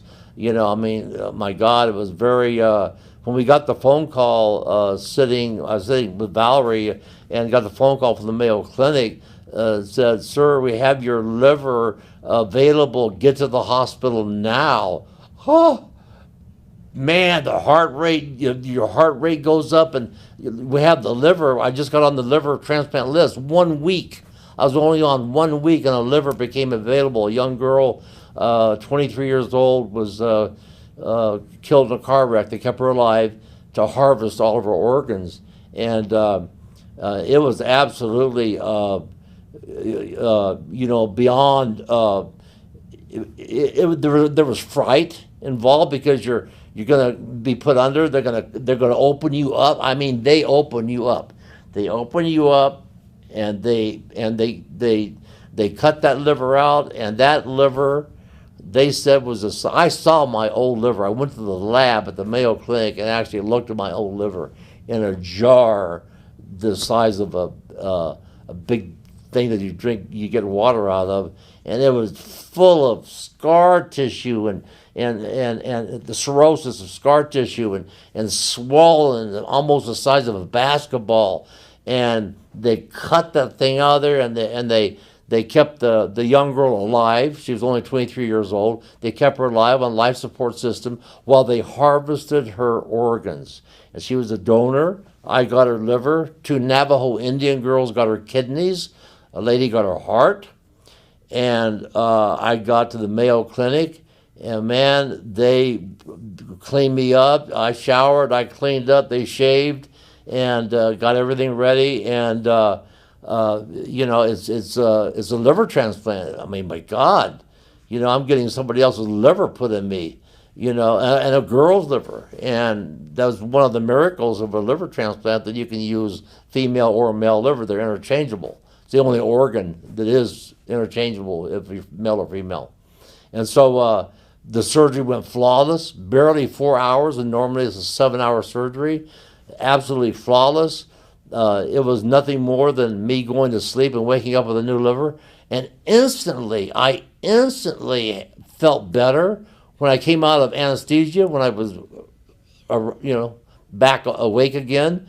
And before, my urine was dark, and immediately my urine was honey color, normal color, clean. The liver was functioning perfect. The girl was only 23 years old. They never drank, never taken drugs. She was clean, clear, beautiful young lady, and an absolutely flawless, brand new, perfect liver. 23 years old, and it was like a miracle. And you go to sleep and you wake up with a new liver, and you feel the feeling of health was immediate. From being so sick and so fatigued and so drained and always and your urine is so dark, and problems with your stool and all kinds of complications health-wise, to instant health. As soon as they hooked it up, the urine became instantly clear. And so it was a major miracle. There's no question about it. And but it wasn't a traumatic thing to go through. It was actually a very joyful thing. There was no pain involved. It was a major, they had to cut you wide open to get all their hands to get that liver out and another one in. They really did some big cutting and lay you open, but that was it. It was easy. It was actually simple. So now we're 10 years later. What's your Hep C situation like now?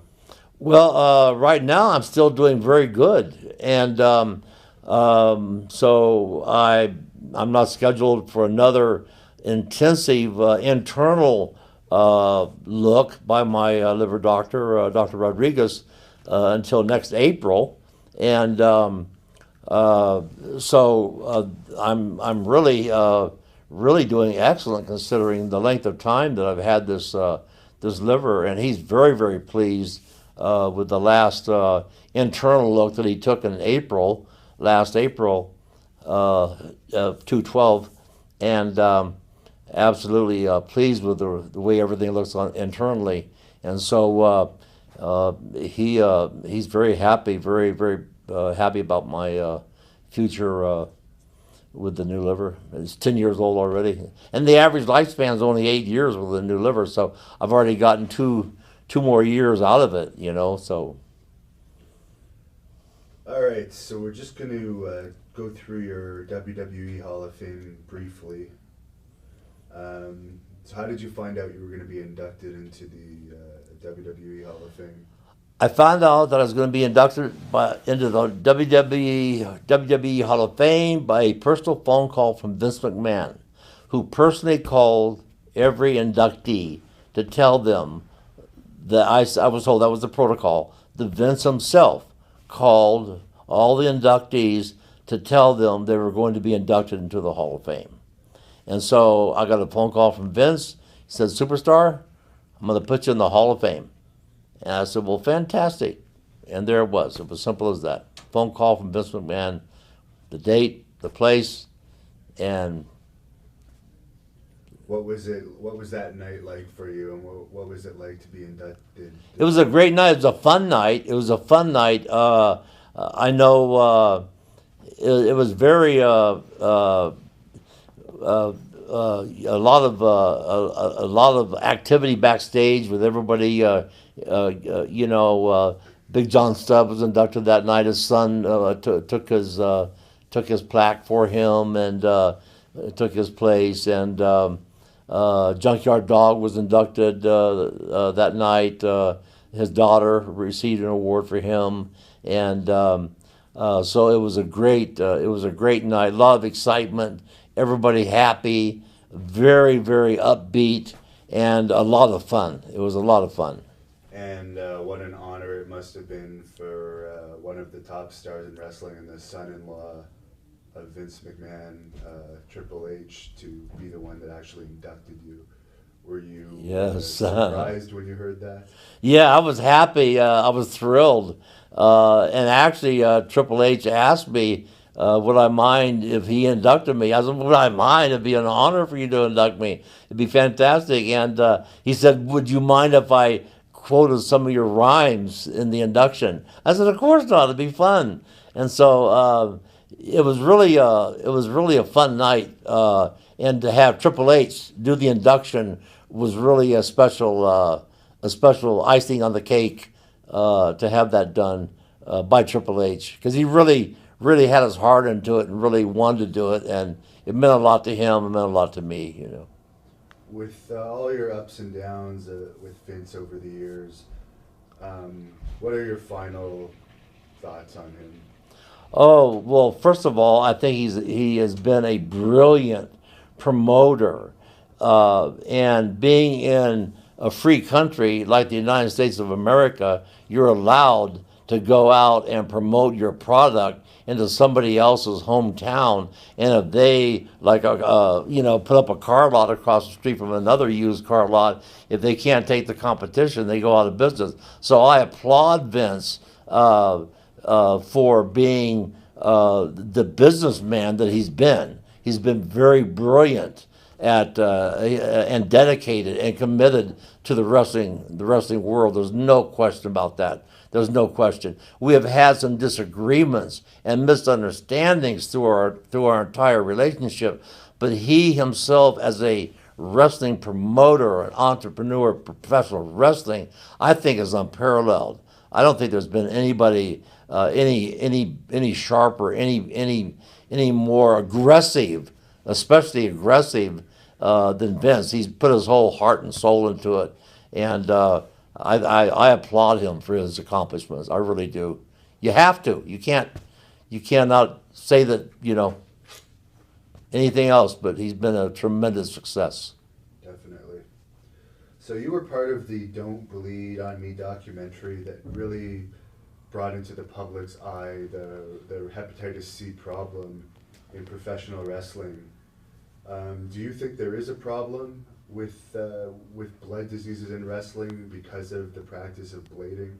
Oh, I believe there is, and I believe since the problem with hepatitis C is it can lay dormant for 20 or 30 years sometimes before it actually starts doing real damage to your liver, that there's a lot of guys, unfortunately, that are going to start showing up with hepatitis C, especially Hep C, and in professional wrestling, even though it's been years maybe since they contracted it, because it does lay dormant for so long in many cases before it starts doing damage.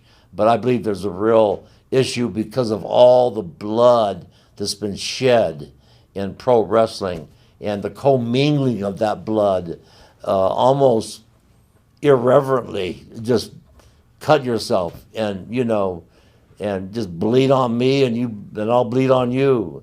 Well, we don't want it. Don't bleed on me. No more. I mean, it's just they need to stop it completely. I don't get it why they're still doing it. TNA, for example. I just be honest with you. I don't get it why TNA is still cutting their heads, letting their wrestlers cut their heads with the diseases that are out there, especially hepatitis C. I don't understand that mindset whatsoever. Do you think there's wrestlers out there that haven't gone public about them having Hep C but know that they have Hep C? Of course, it's been rumored.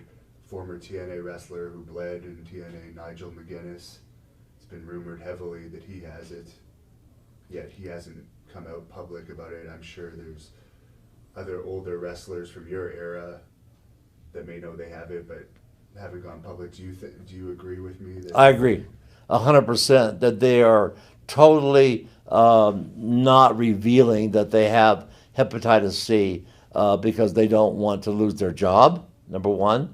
And most importantly, they don't want to lose their job. And so they're going to conceal the fact.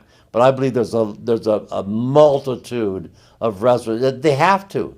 With all the bleeding that's been going on in professional wrestling, there has to be a multitude of wrestlers with not only hepatitis C, but possibly HIV from blood. And there's also the point that even if they're retired, they may have bled a lot in the past, and that's just...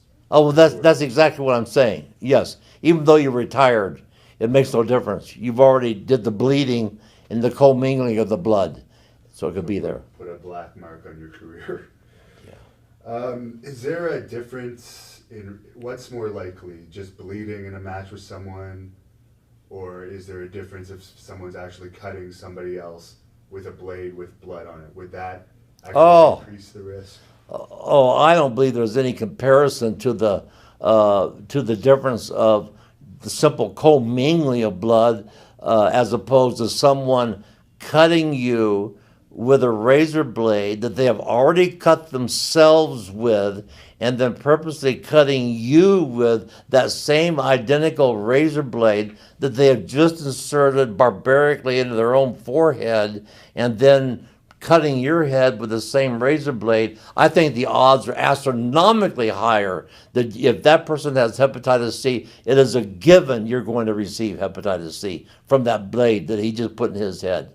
It's just automatic. Is that common practice in a professional wrestling match in the 2000s to use a blade with hepatitis C, or an unsanitary blade, let's call it? Is it common practice to use an unsanitary blade on another wrestler? I would certainly hope not. I would certainly hope not as a common practice. My God, if I found out that somebody did that to me, I'd probably kill them in the ring after they did it. But I don't believe it's. I believe it's a rare thing. I believe you got to be almost demonically obsessed and possessed to cut another wrestler with your razor blade, especially if you know that you're infected with hepatitis C. Even if you don't know that you're infected with hepatitis C, but to use your same razor blade on your head and then cut your opponent's head with the same exact razor blade is unforgivable. It's an unforgivable sin. It's unacceptable. In wrestling, are we playing characters and performing? Or Abdullah the Butcher, for example, if I were to have a match with him, should I actually believe that he's a crazed madman from Sudan that's gonna fork me? Well, we know that we're all actors. I mean, we're all predetermined winners and losers, but we don't know that the other man has hepatitis C, and we certainly would not go into a match knowing that the other man has hepatitis C and is going to cut your head with his same exact razor blade. I don't believe there's a person on earth that would do that. That's just not even a normal reaction. So in your opinion, when I entered into the match where I believe Abdullah passed me Hep C by cutting me with the razor blade, that wasn't a risk that I assumed going into the match? Oh my God, no! You would have never gone into the match if you assumed that risk. If you thought that for 1 second he was going to cut you with a razor blade that he just cut himself with, and use that same blade on you, and he has hepatitis C, you would have never gone into the match knowing that. Of course not. It's not even logical. A child could figure that answer out. Now, you, along with a lot of other known legends in wrestling, such as the Honky Tonk Man, and according to Atlantic Magazine, even Hulk Hogan, he tweeted about Abdullah being inducted into the Hall of Fame. Here, I'll rephrase that for this.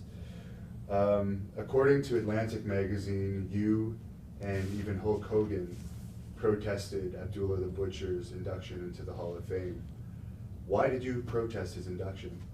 Well, I protested his induction on the very reason that when I became aware, first of all, he had never wrestled for the WWE.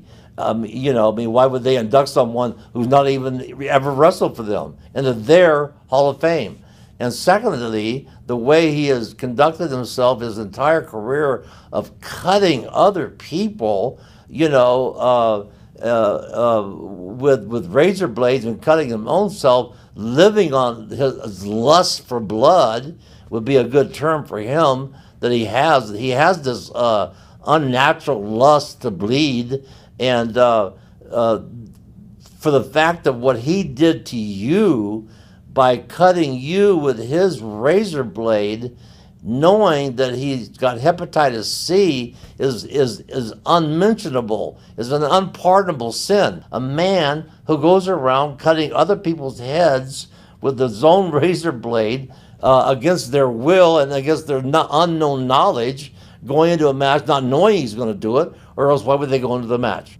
So from what you've seen of Hannibal's wrestling ability, Devin Nicholson's, what do you think of him as a wrestler? I think Hannibal, as a professional wrestler, is one of the top echelon of pro wrestlers to ever step foot inside of a wrestling ring. I mean, his talent is without question, and his not only his talent, but his inner love for the professional wrestling business, which gives him a cutting-edge advantage in his talent because of his drive and his focus, advances him way far above even the best of wrestlers. He is absolutely at the top of the pecking order of skill and absolute focus and drive and determination and love for the sport of professional wrestling. Do you think I would have done well in the WWE if my contract had gone through? Yeah, there's no question that if Hannibal was allowed back in the WWE, he would be a main event draw and sell out buildings all across the country and around the world. There's no question in my mind, without a doubt. Hannibal is one of the best wrestlers ever to step foot inside a professional wrestling ring. Yeah, I've seen the promotional interview that Hannibal has done challenging Kurt Angle, and I think it's one of the greatest promotional attempts by any professional wrestler, and I really am disappointed in Kurt Angle not accepting the challenge by Hannibal to step inside the ring and really decide who the best wrestler is. And completely shoot now, what do you think of Kurt Angle making this big deal that he was going to do the Olympics, getting all this publicity for a year, taking publicity away from legitimate athletes that deserved it, and then basically giving up without even trying when he didn't even have a serious injury. Yes, it was so unfortunate to see Kurt Angle, his attempt at persuading the world that he was going to train and become another, go to the London Olympics, and to have no real intentions of doing it. I think it was the most deceptive thing a person could possibly do, and it was the biggest lie, outright lie, that a person could do, to say that for almost a full year leading up to the Olympics. So it's very, very disheartening, but that's the way it is, and that's what happens, and it happened, and it'll go down in history as one of the biggest deceptions ever by a professional wrestler. Why do you think he did it?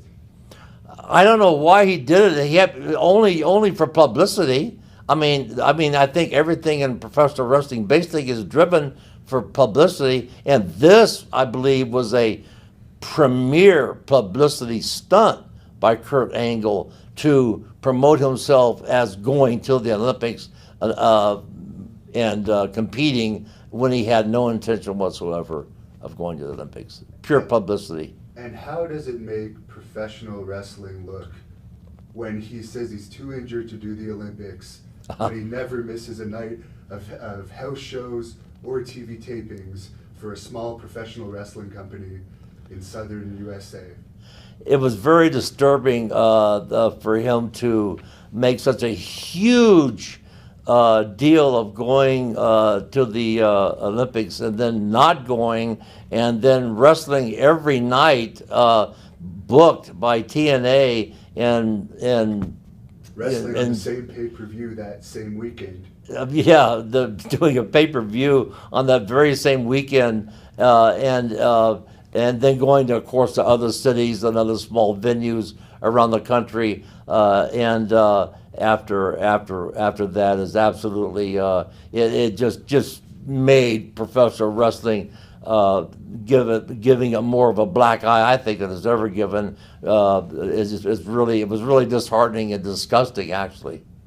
Now let's talk about one of the greatest wrestlers ever, in my opinion. I just want to know what your opinion is of The Undertaker. Oh, my opinion of The Undertaker is one of the greatest wrestlers of all time. I must say that I myself am a huge fan of The Undertaker, and especially his longevity. He's got into 20 full years now, and he is so. I have seen people mesmerized by him. I was mesmerized by him when I first saw him, and so I believe that he's probably one of the greatest. There's no question he is one of the greatest ever to set foot inside of a wrestling ring, and his legacy is beyond reproach. He's the most entertaining performer probably ever to step foot inside of a ring. Okay, now we're on to the last part, just your current projects. Do you want to tell us a bit about yourself as an artist? I really enjoy my artwork. I consider it an extension, actually, of my in-ring performance, because I always consider myself an artist more than I did a wrestler while I was participating in professional wrestling. And I think that art is a great gift to have, and I've really enjoyed painting certain wrestlers, such as Ric Flair, so colorful. Painting, I've done paintings of the Iron Sheik, for example, which is one of the most unusual characters you'll ever run across. I had to paint him, and right now I'm actually painting a real nice portrait of Hannibal, which I'm going to reveal to the world, and which I'll be very proud of. And so it's been more than a hobby. I sell professionally. I sell my artwork to different people around the United States and actually out of the country. And so I just consider my artwork, my actual artwork, an extension of my in-ring artwork, because I consider that at more of artwork as an actual wrestler. So I'm very, very excited about my future in professional art, and looking forward to doing more and accomplishing more. And my favorite artist of all time and my inspirational artist is Rembrandt. And so I'm very, very proud of my artwork and very thankful that I have the talent. What's your greatest fear? Fear of the unknown. That's good. That's good, because I'm a big Bob Dylan fan. You know that. And he, God, I was just listening to one of his songs the other day about when he was mentioning fear, and I was going to write it down because I thought I would use it in one of these promos. I didn't write it down, so I forgot it. But that's a hard question. That's a hard question. Greatest fear of the unknown, fear of the unknown, and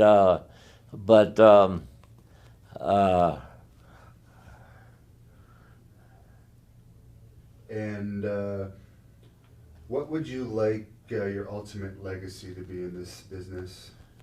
I would like my legacy to be that I was really a creative artist in the world of professional wrestling, and that I inspired Hulk Hogan's and Jesse Ventura's and Scott Steiner, who I really, really admire his physique and his dedication and commitment to bodybuilding. He's such an inspiration, and for me to have influence on his career is a real compliment to me. And I just want my legacy to be that I've inspired other great wrestlers to go on and to attain great heights in professional wrestling, and that I was a more of an entertainer than a technical wrestler, no question about it, because I thought there was more value for me to entertain wrestling fans than to try to perform something that I wasn't capable of doing, but I was capable of entertaining. And since you brought it up, just for if we ever put out a Scott Steiner DVD, which is likely, you want to just talk about him just maybe for a minute, just a little more detail? Yeah, Scott Steiner to me is one of the, obviously has one of the greatest physiques I've ever seen in professional wrestling or out of professional wrestling. And I'm just amazed. I was thrilled to meet him for the first time in 212 and at an autograph event in Los Angeles, and so impressed by him. And I'm just one of his biggest fans.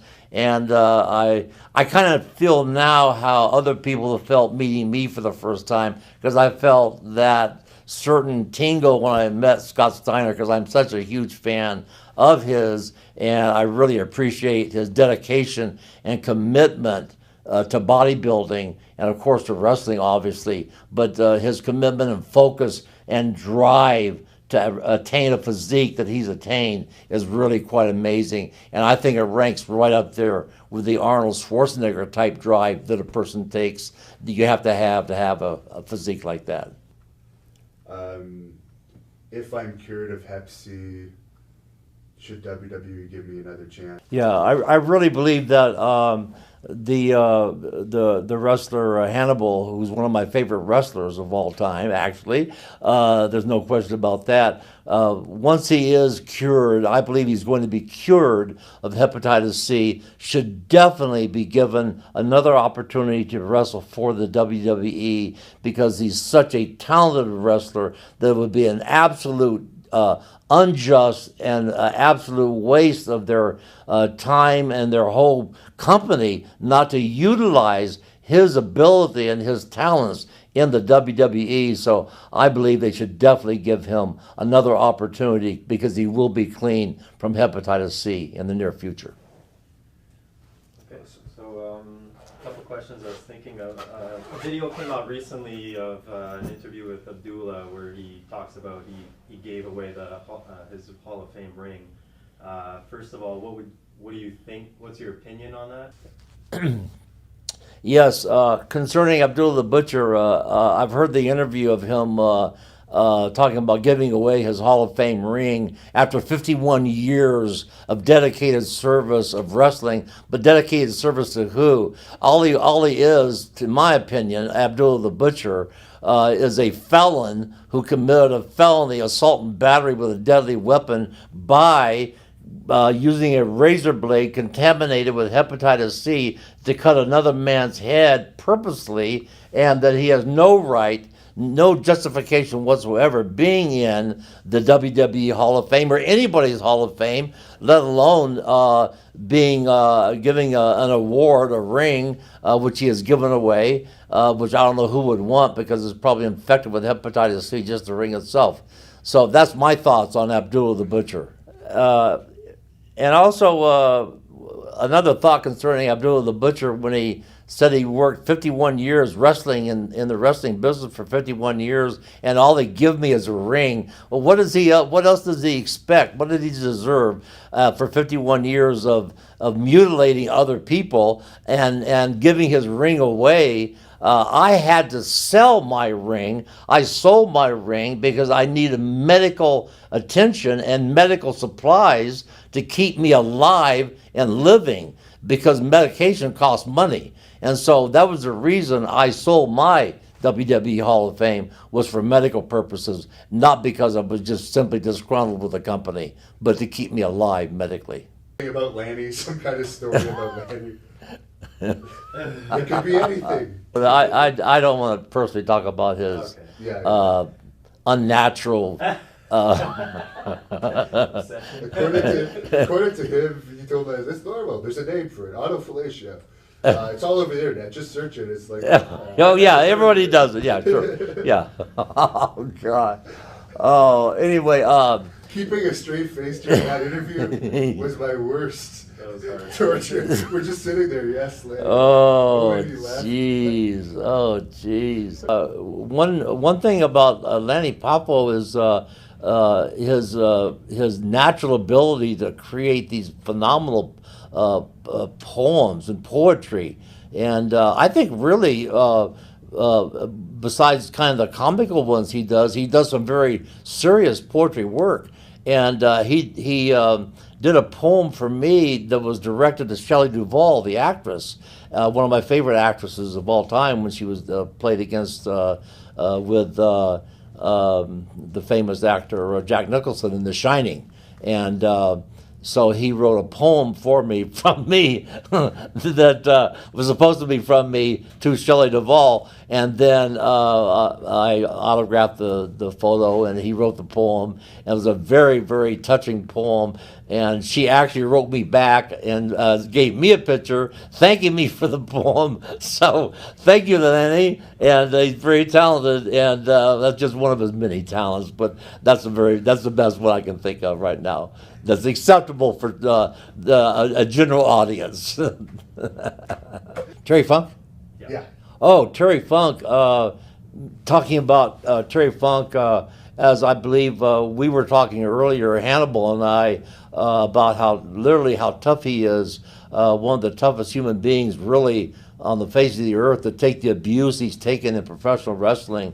And I believe that, in my opinion, he's one of the greatest performers of all time, and psychologically, his mental approach to professional wrestling is unparalleled. He has such great ring psychology, and his performance level and his ability to take punishment is amazing. And I'm just so impressed with him that I rate him up there with the Harley Races, the select few that are really icons and really legends that you can apply those words to. That would be to a Terry Funk, who is a very rare individual.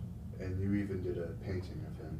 And I did a painting. I did a portrait of Terry Funk. I felt compelled to put him on canvas. I did a special painting for Terry and presented to him in New Jersey at a big autograph signing event that was very successful and a lot of fun, and he's thrilled with it. And I'm thrilled with it, and it really, really came out nice. Among, like I said earlier, a Ric Flair, an Iron Sheik painting. I'm doing a Hannibal painting that is really going to be an awesome, probably one of my favorite paintings. I can feel already. Artists have feelings about certain artwork, and I really have a great feeling about this painting I'm doing for Hannibal. So that'll be broadcast everywhere when it's finished. Eddie Guerrero writes in his book that he knew you since he was, Eddie Guerrero writes in his book that he first met you when he was 16, and he was really in awe when he met you and was in the same dressing room as you, and you've had a bit of a relationship with him over the years. Can you explain to us about that relationship that even extended to his funeral? Oh yes, Eddie Guerrero is really.